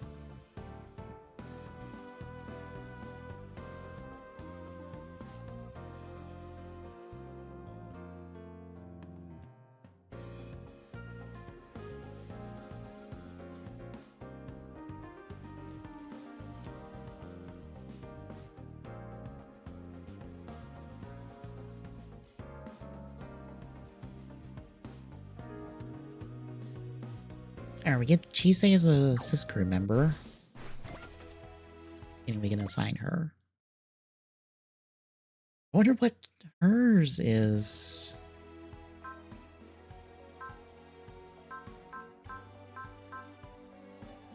Let me see. We'll upgrade real quick. Can I get one each for Dynazenon? Close, but not quite. That's fine. I guess I start just favoriting everyone I want from minute one and go from there.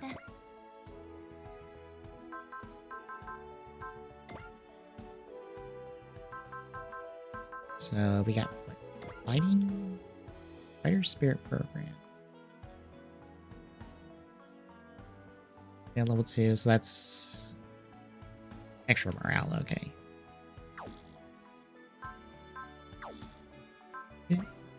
Oh, she can take it. Okay.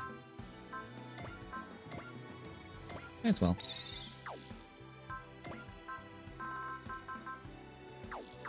What is Chisei's faith? Which is a heal. Okay, cool.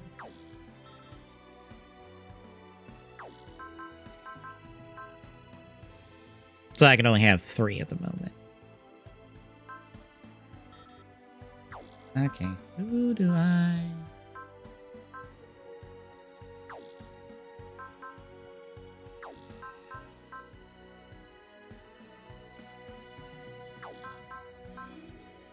I honestly don't use Trick that much. I'll take it. Sure. No synergies just for having 1 each. Interesting.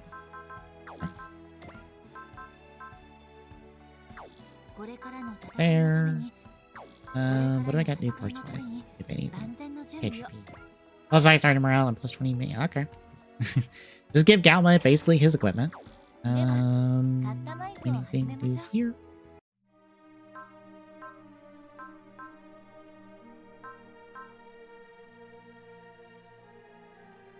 My way to economy stuff.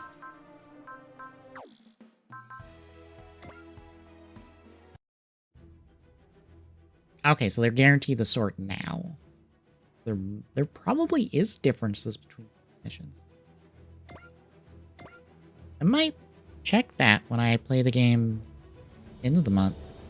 Do the Get Our Team first and then the Dinosaur on 1 just to see the difference. If I remember to do that. I might not remember to do that.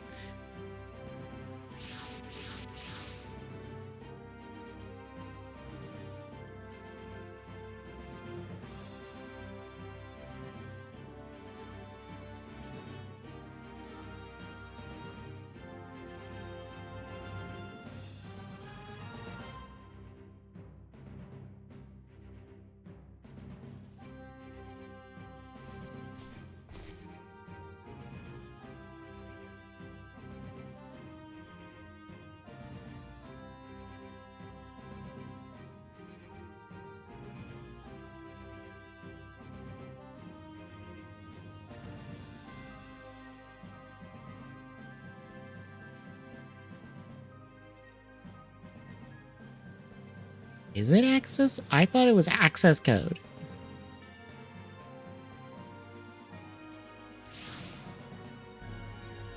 And part of me feels like that's a mistranslation, but I'm questioning that now.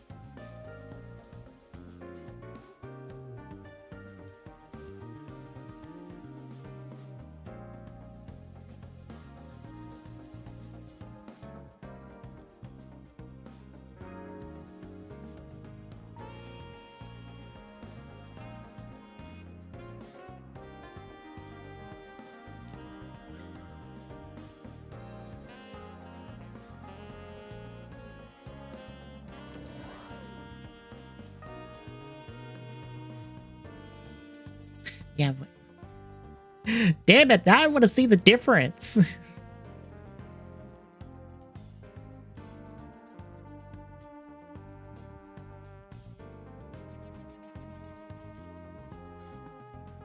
It's like all of this is conditional on us doing that Dinozone on chapter first, because it's them being recruited.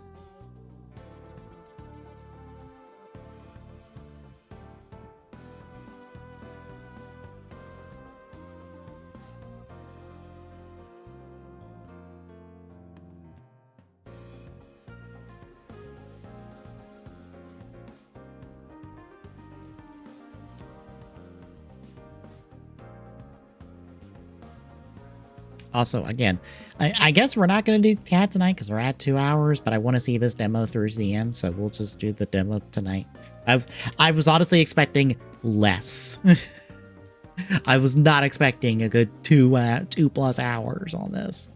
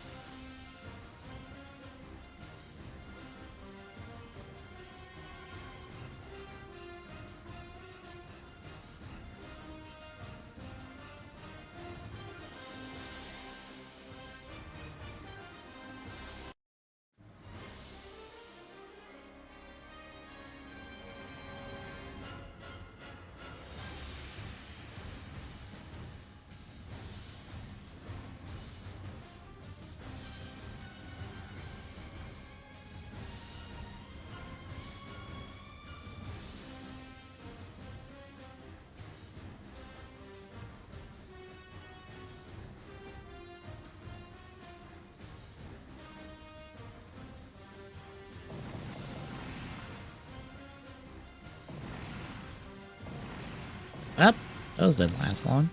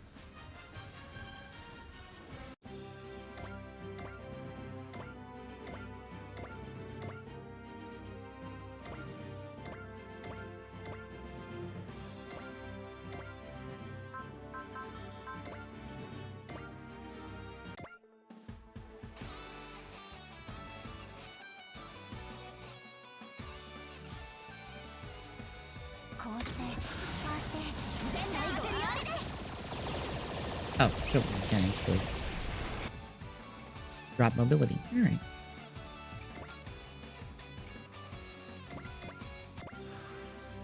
Okay, so assist meter doesn't carry over between missions.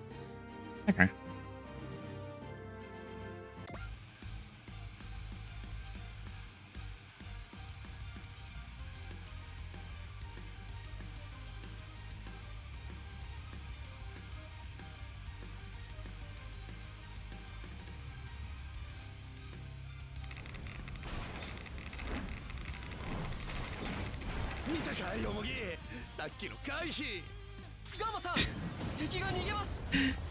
I love how they have to have Diazenon drop in for every attack, even if it's just standing there.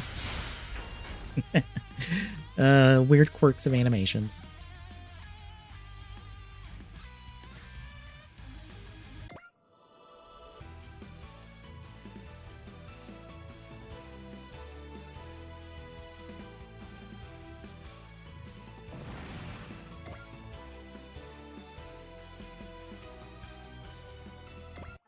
I can skip some battle animations now. Oh, there's... I probably should have looked up and saw how many units there were. I wasn't expecting units to be that far out.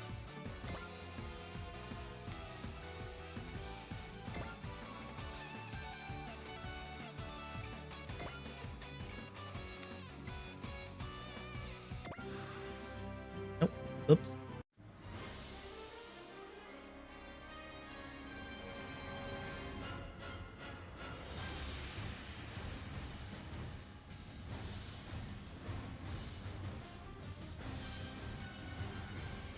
Skip through the Kaiju Club's dialogue. I didn't realize I held the button to skip dialogue.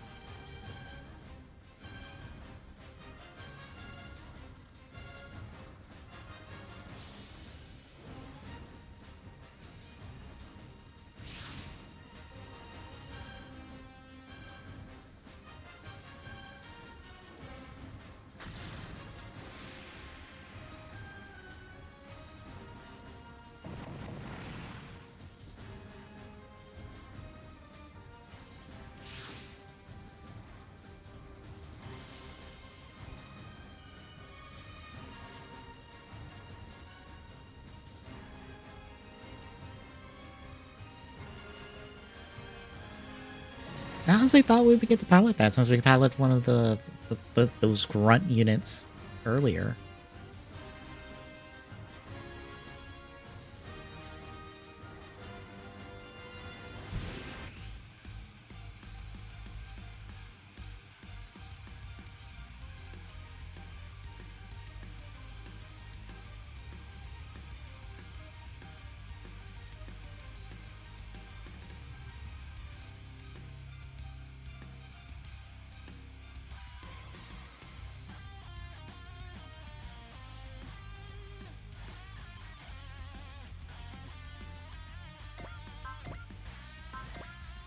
Oh, it says you can shoot down before you select. Okay. That's nice to have.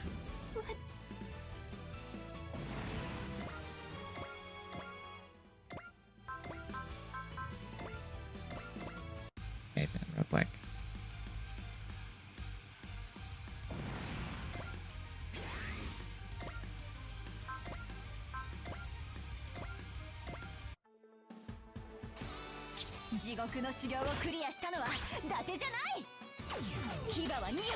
Oh, that's the shuriken attack. Nice.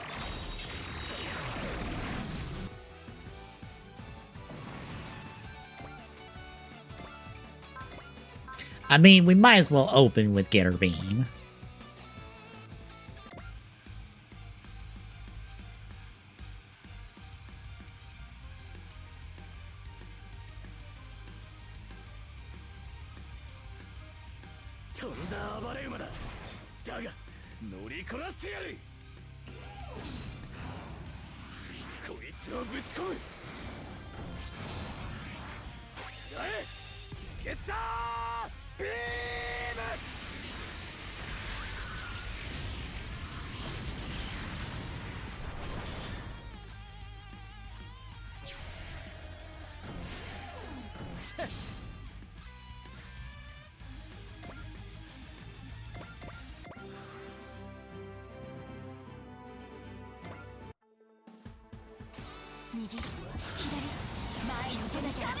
I didn't know what attack we'll use, so I wanted to just kind of skip around and see.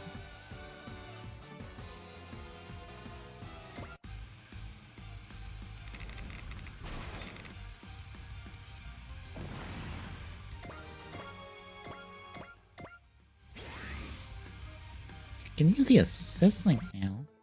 One of them at least.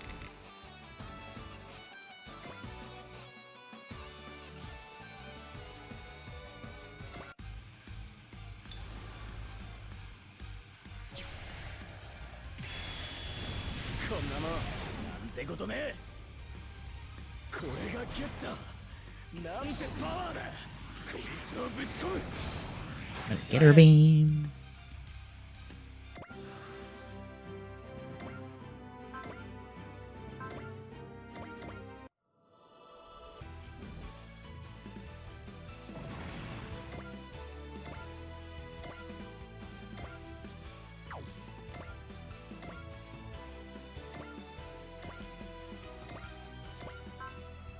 Okay, that would get them the last kill. I'll get her the last kill. Oh, it's like a 1-2 range.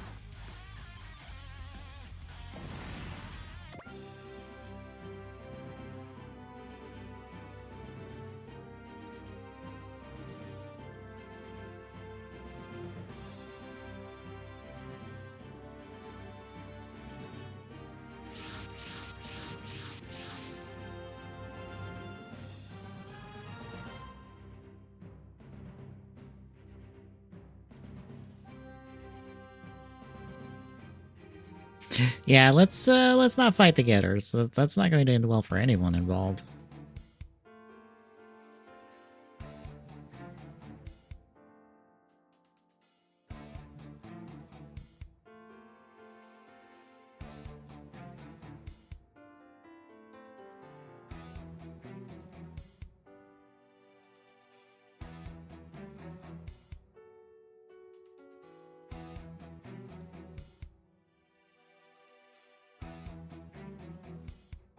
Oh, I guess we got more of those powered up Red Ranger rings. Protector in Spay for Mega. Operate Max. Blue Ranger 1. Red Coat for Shinkenger. Gold Mold for Yokaiger. Rayan. Super Zen Kaiser. Hey, the proper Ryu Soldier 1. Nice.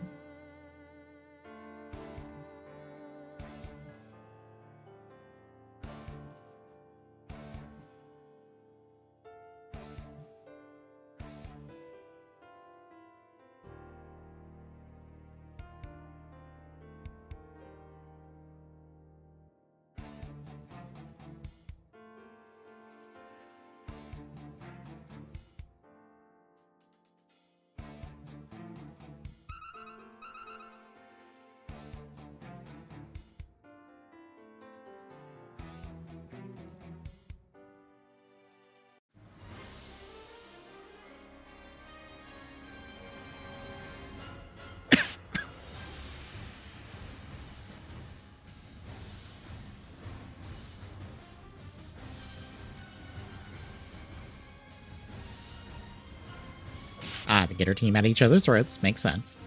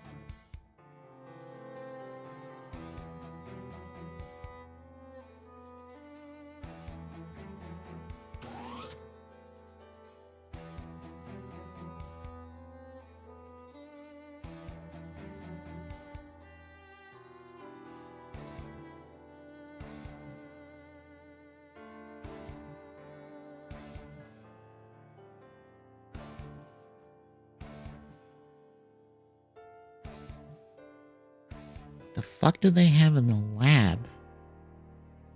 I assume it has to be a getter of some kind. What do they have underneath there? Do they have the black getter from the... Black Shin getter from the show? Because I know that's in the show.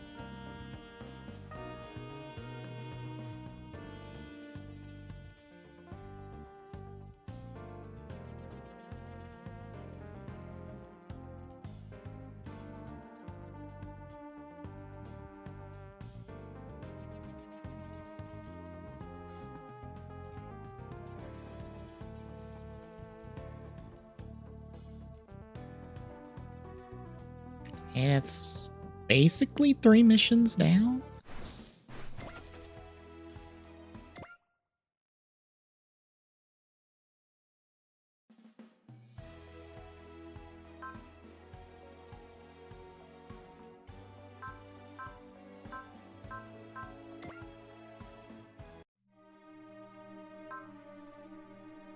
Up there's economy. Might do 5%. I like that it highlights what you can get. ではカスタマイズを始めましょう。 Oh wait, are the getters all different? We're about to find out. No, they're all the same. Okay. What if I... Okay. Yeah, okay. They're...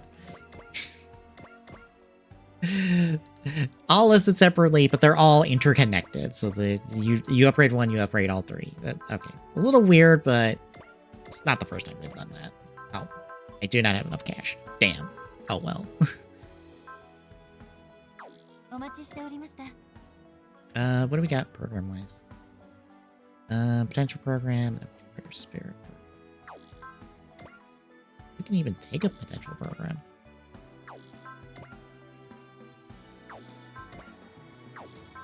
Basically Forte or...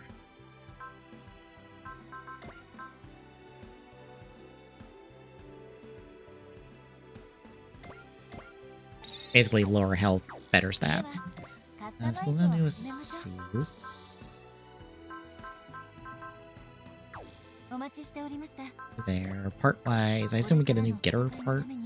万全の準 Oh, 備を repair kit. Yeah. お待ちしておりました。 Ranked up. It was this slot. Hooray! We can have all our assists now. これからの戦いのために Um, 万全の準備を。 get us anything new. Ew. Okay. Alright, what do we get mission wise? Just the one.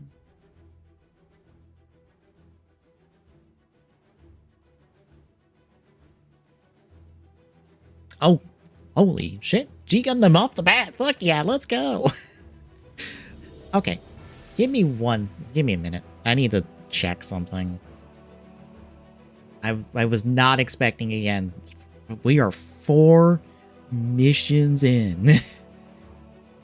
How many missions are there? A good check would be just like, okay, let me see all the unit attacks. There's like 30 minutes of this. Yeah. Yeah.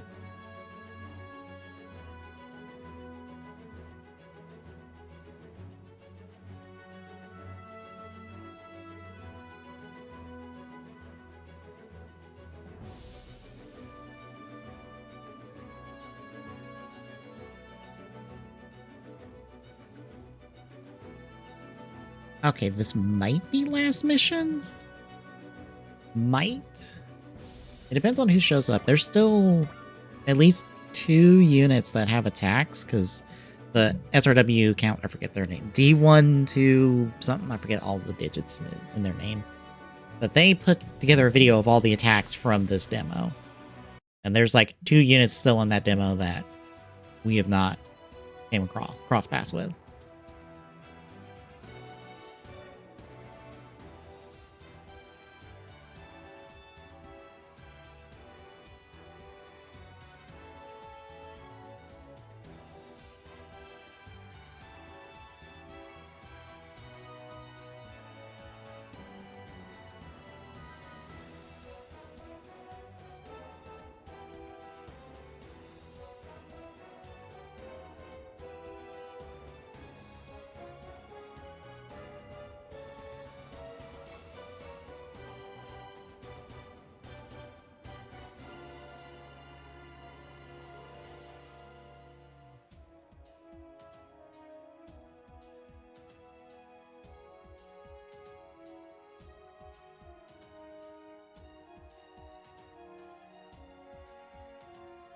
God, if there's not something about the Dinoxeno team being very relatable at the moment for me.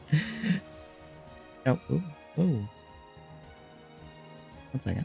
Dropping all the frames. I just looked over and saw I was dropping frames like. Oh, what?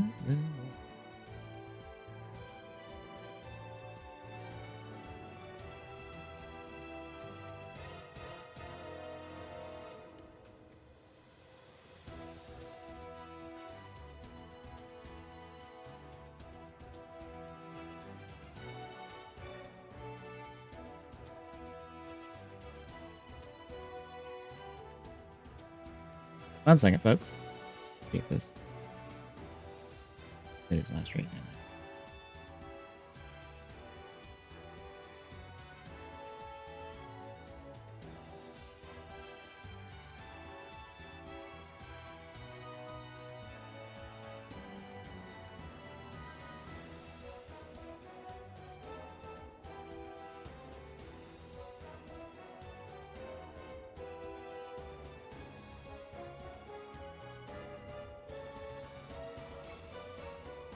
Okay.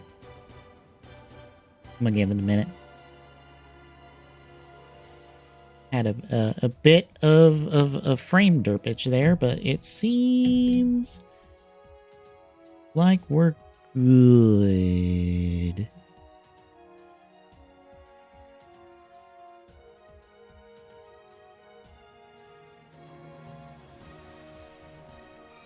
Yeah, we should be good now.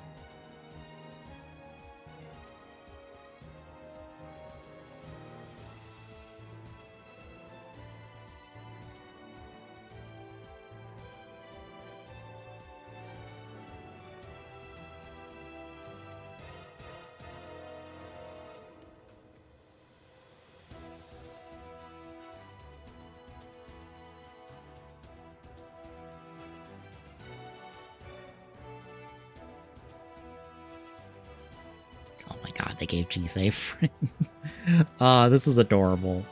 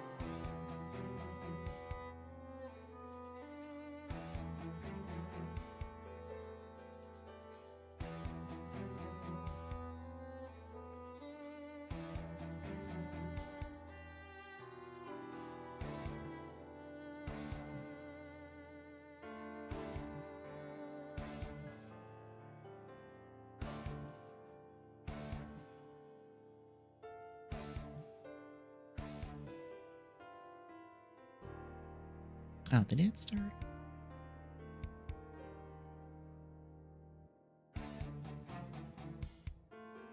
Yes, damn it. Okay. I'll have to upload my end of things. Because there's an unbroken stream. Because I've got it recorded on my end.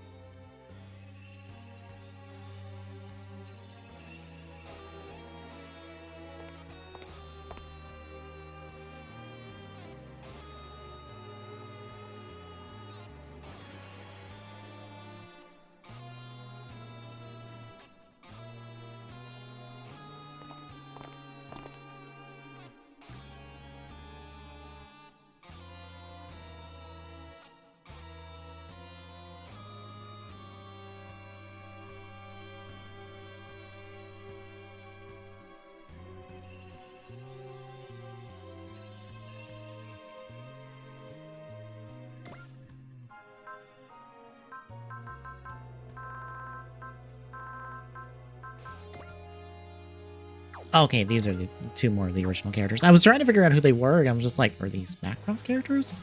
It's been so long since I've seen Macross Delta.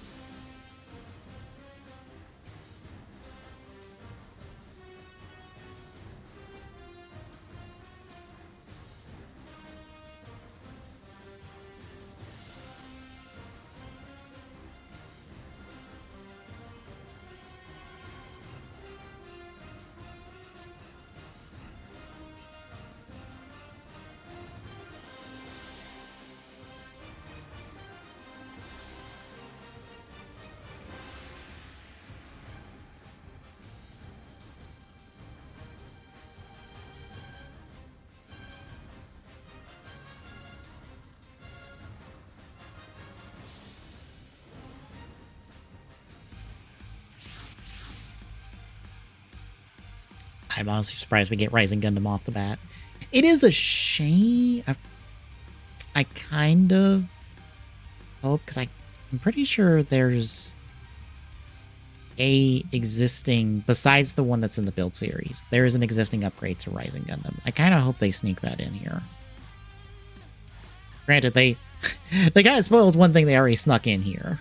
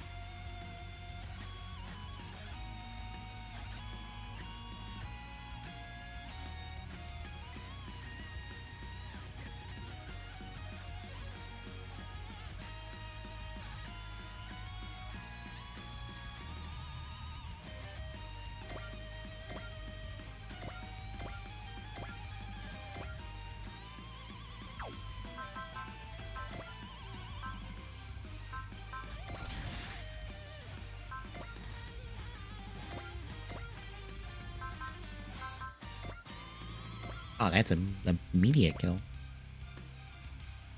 舌を噛むなよ。待て、何をするつもりだ。この戦法で行く。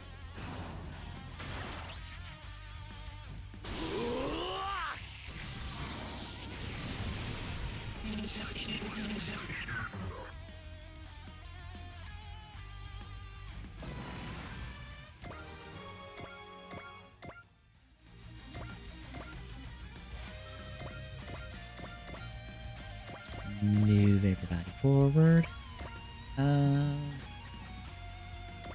Bug cannons. Rising arrow. And Domon off the bat gets bug cannon. Burning slash, burning strike.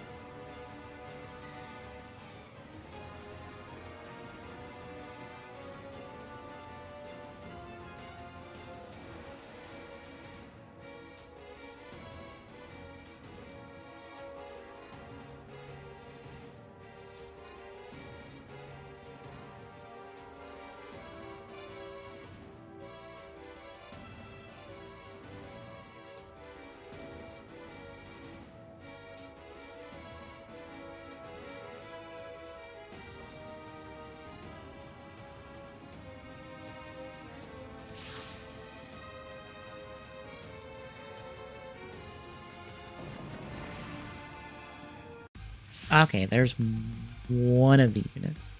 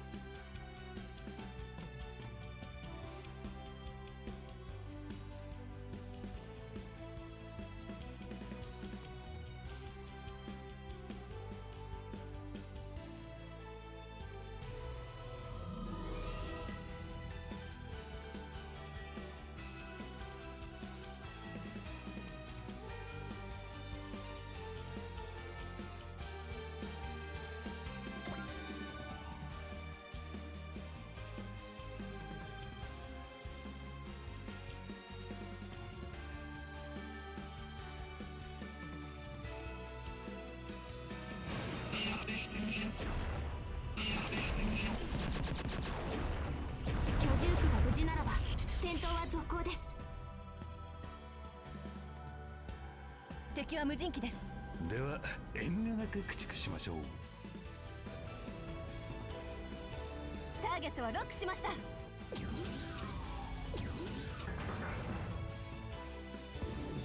りがとうミナ君。いや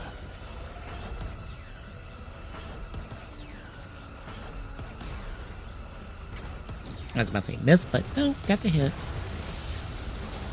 絶妙なタイミング。さすがですね。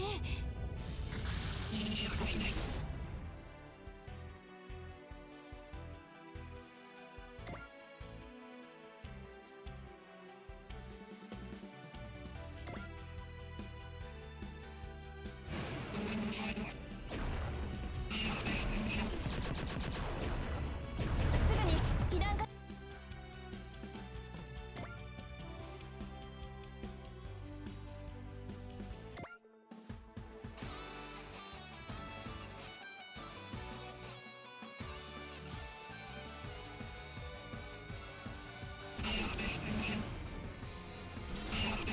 That's why I'm taking a lot of damage. Oh, miss. Nice. That would have been a lot of damage, actually. Oh, I had a big drop of frames at some point, but apparently it stabilized. And that's being quirky tonight. Good thing I do local recordings, so I'll upload this on YouTube.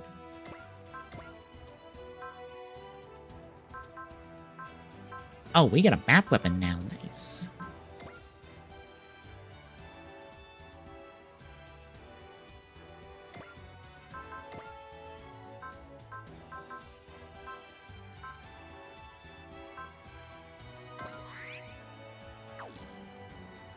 Okay, should get the kill.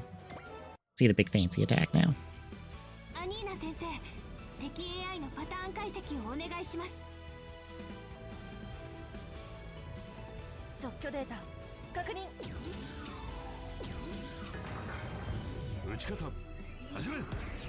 Oh, that was the same attack we already seen. Okay. I thought it was a different attack.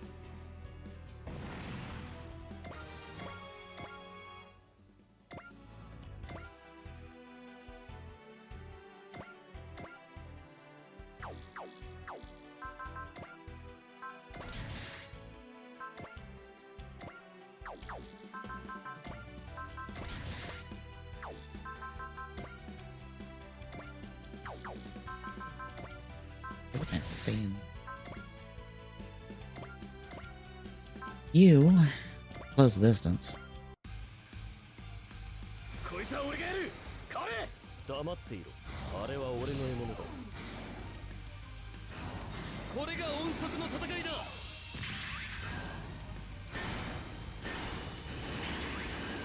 ドリルアタ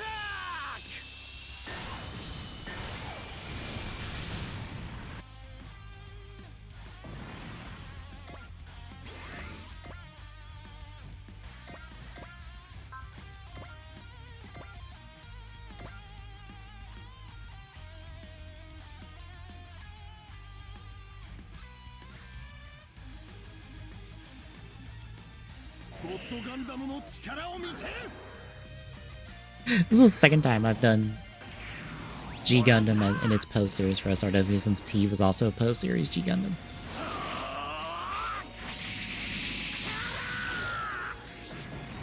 That's the combo I'm used to seeing. This Burning Strike is the new attack.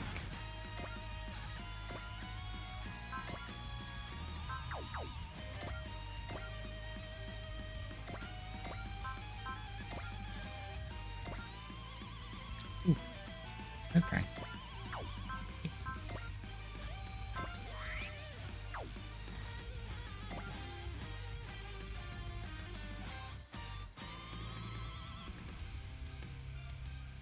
女だからって負けないわよ。行くわよ。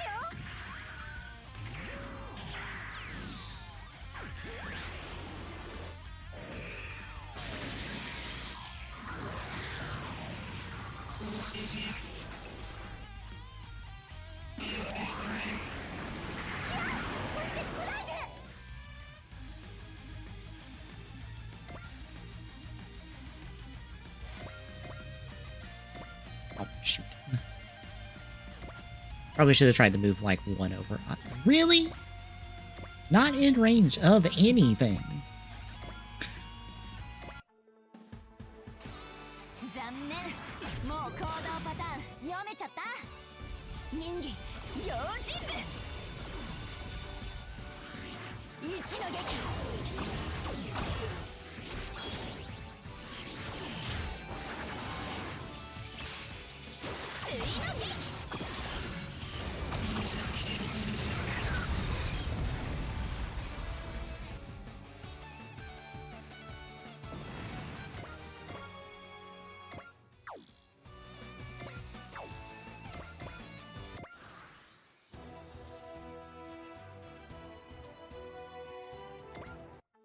Was I gonna hit me with the beam, big beam again?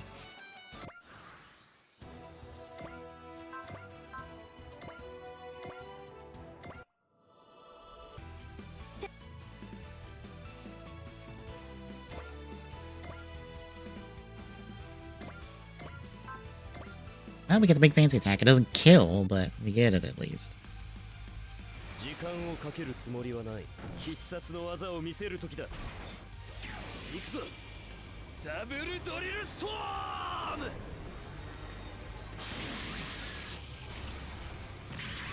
Barely survives that.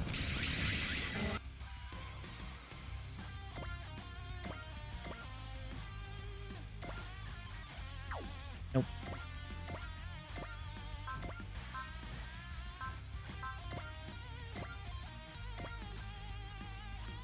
女だからって負けないわよ。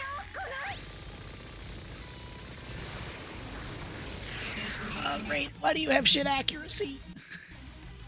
Rain, please. I should look at the accuracy on that. I figured she's like, oh, she can hit that guy. Nope.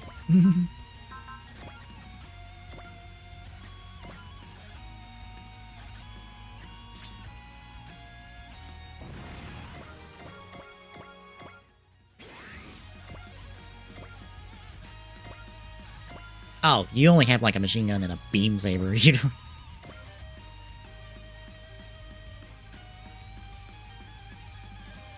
No wonder I can't reach out and touch you. Anyone? お前の動きは正確だ。だが、それだけに先を読みできるのは戦うことだけだ。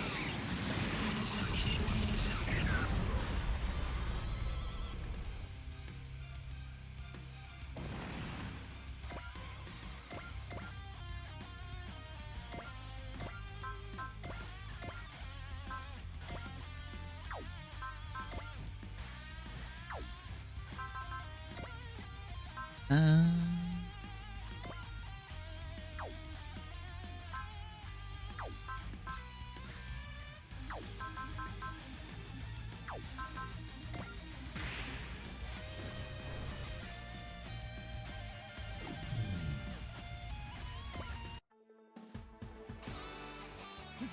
This won't kill, but it should do damage and provide that debuff.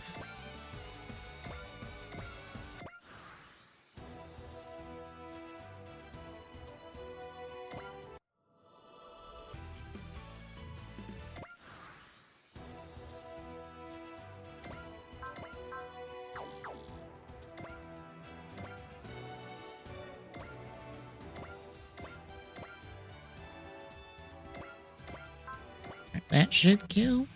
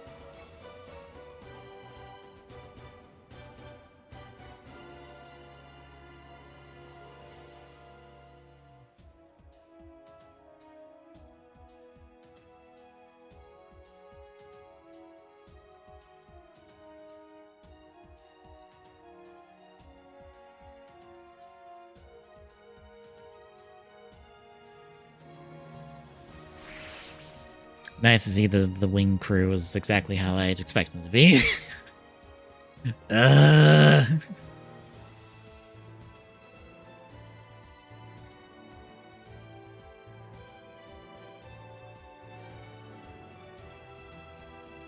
Guess this gets us Delmon. It feels weird because in T, instead of Domon and Rain, Rain's not a usable unit in T. Instead, you get Domon and Allenby, I think, like, decently early on. Like, in the first few chapters or so. So it's weird to be like, oh, hey, I have Domon again. You're a good guy. We got Gundam, I guess, off that. But now I get Allenby when Rising, and I'm just like, the proper duo. And the new trailer already basically said, hey, we know you suspected the Love Love Tenkyoken was on the table.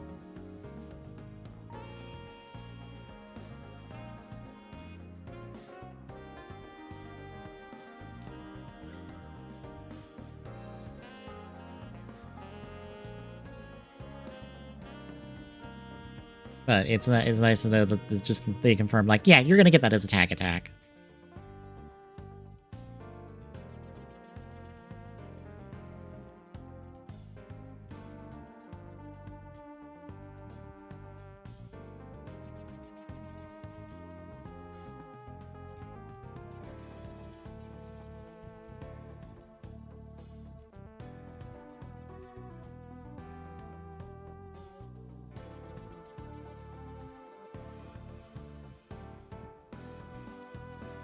Skip some dialogue.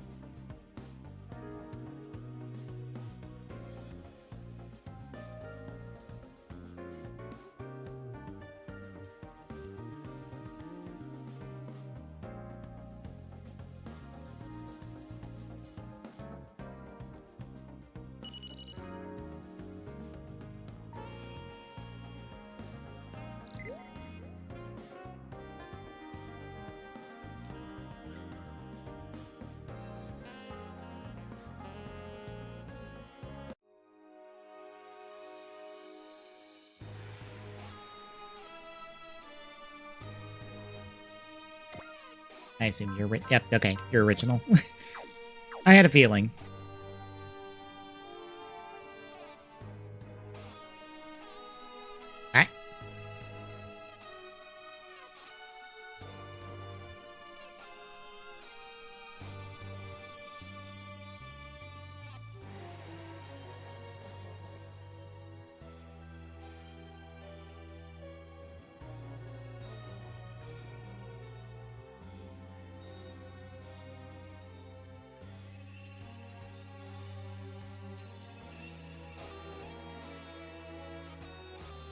Well, this government didn't last long.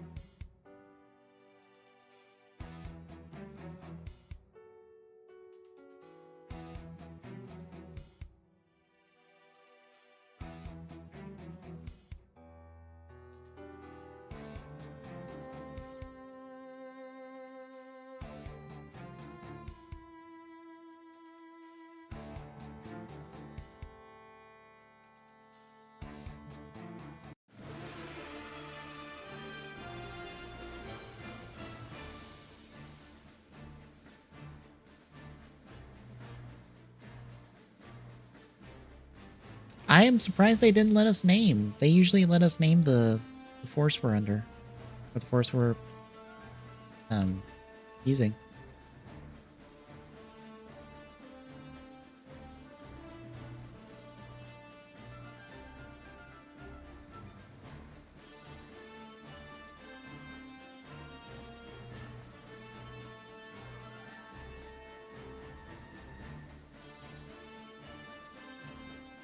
It scared me for a second. Thank you, Liquid Nightmare, for the follow. That was louder than it normally should be.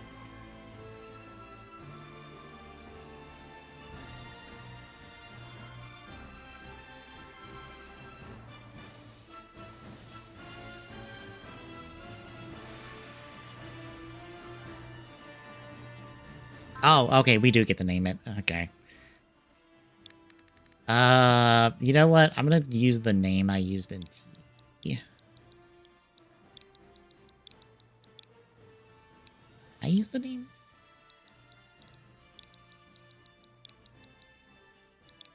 About one letter short. Oh, no. Okay. I get like basically 4 letters. Because I used Brave Metal in the Super Rubber Steve. I forgot what I used in 30.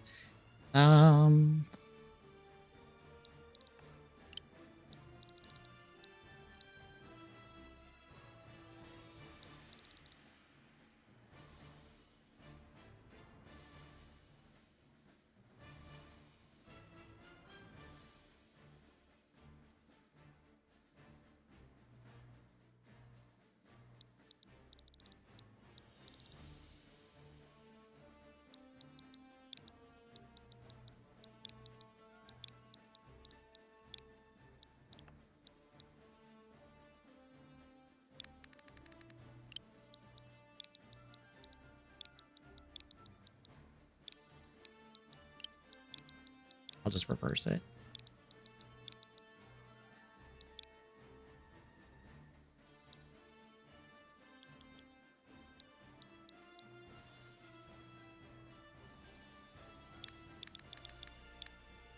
Damn it, I misspelled next.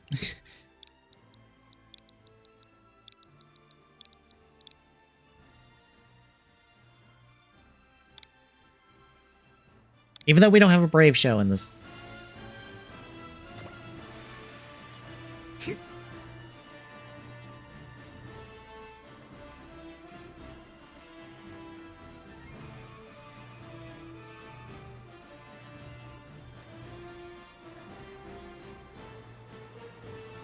Like that again?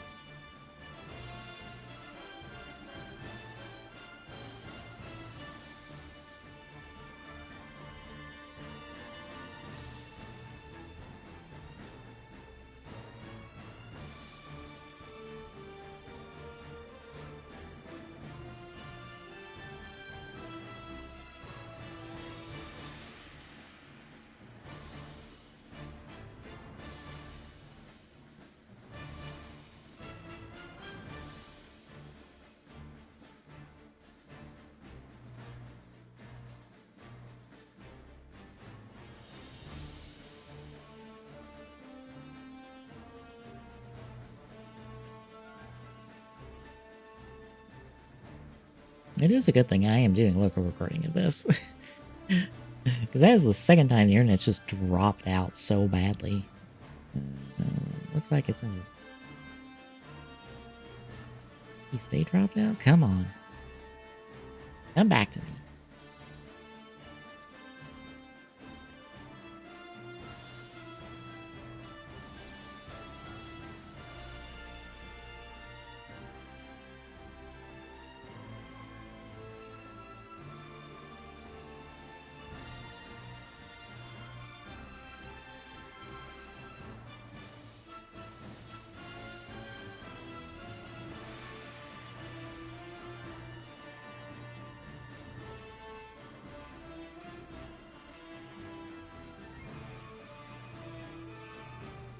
Come on. Cooperate. Cooperate, damn it. Up. You might be back. Give it a minute.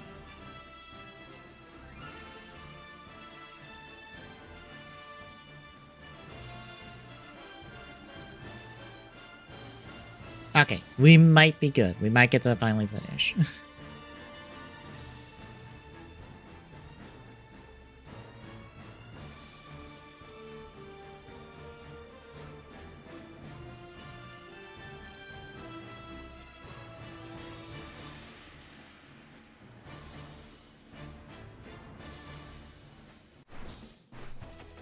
Oh, we get a hit and run program.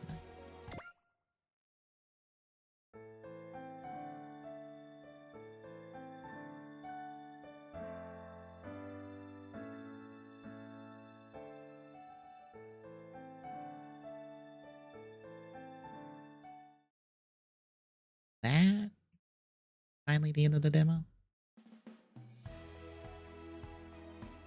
Yes. Okay. That's finally the end. Okay.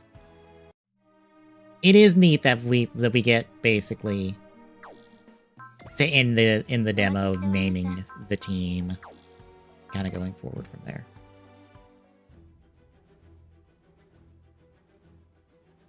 Oh, we've got one final talk thing. Oh my god, come on.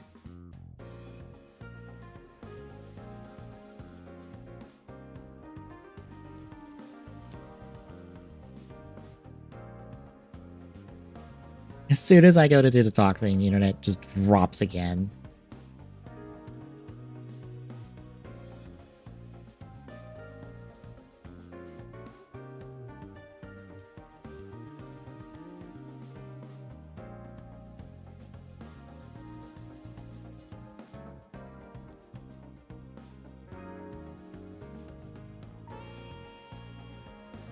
So fucking picky right now. Temperamental.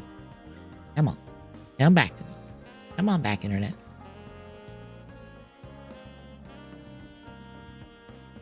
Pretty sure I'm at like 3 parts now. Fantastic.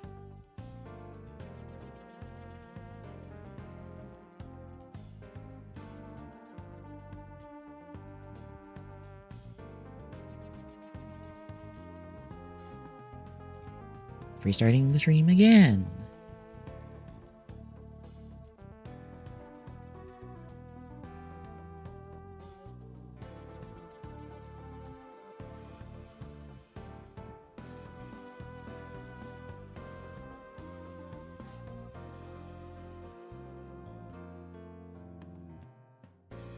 Okay, maybe we can... Oh, nope, nope, nope, and it dies. It's dying.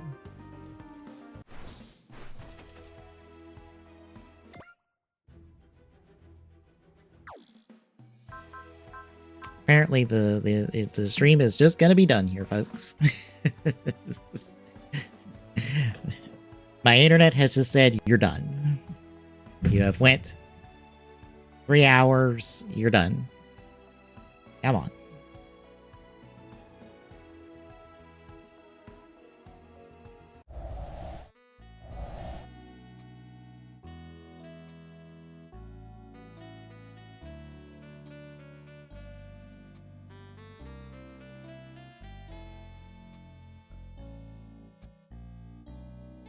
Can I get the stream going long enough to end. Maybe? Nope. Nope. Nope, we're done.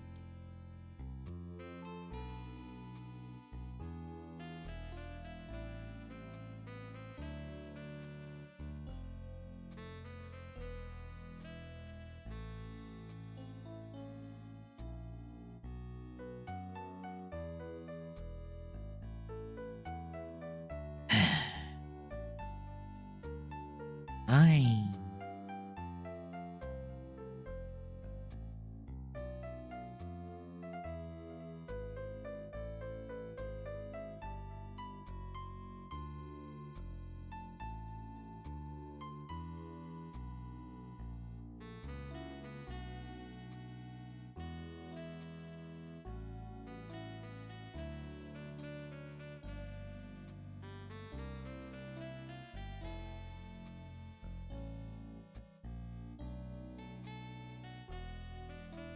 Oh, I look away and we're fine again. Okay. Maybe the internet can stabilize long enough for me to end stream. All right. We're going to call it there. Let me maybe get this one thing shown off real quick. The internet can survive long enough for me to show this. So this was in the SRW, new SRW trailer. God damn it. As soon as I swap. Come on, internet. As soon as I swap. I guess this is just going to be for YouTube now. I'm just going to keep going.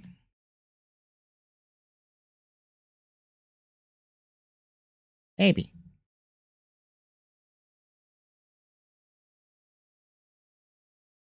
I feel like I'm being throttled.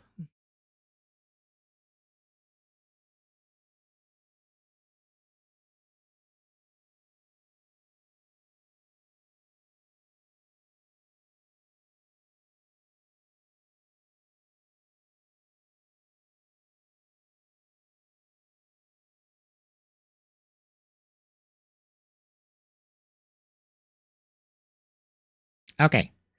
I think the stream stabilized long enough. Or not. Nope. I guess it'll just be exclusive to the YouTube upload. Alright, but this was shown off at the SRW, this last SRW trailer before the game fully releases. It is Dynazenon Relive. It is being piloted by all of the Kaiju Eugenics, which are called the Kaiju Club in this game. I guess that's just a translation thing.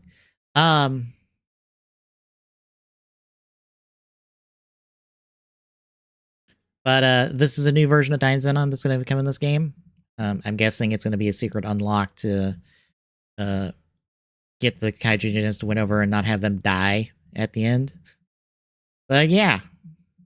That's basically going to be it. I wonder if it'll cooperate now that I'm on intermission. Probably not.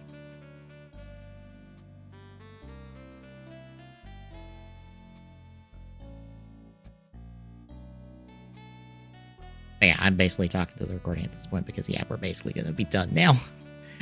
Anywho, just for normalcy purposes, if you're watching this, tomorrow's stream, aka the video that's going to come out after this on the Monday, will be up. We may have reconnected. Maybe I get to... Maybe just long enough to the end. Alright, I'm back. If you wanted to hear me talk about Dynazenon Relive, it's going to be on the YouTube upload. Anyway, tomorrow, Zenless and Super Monkey Ball 2 for Tales of the Cubage. Saturday, Vampire Survivors and Team NT Shredder's Revenge for Flatform.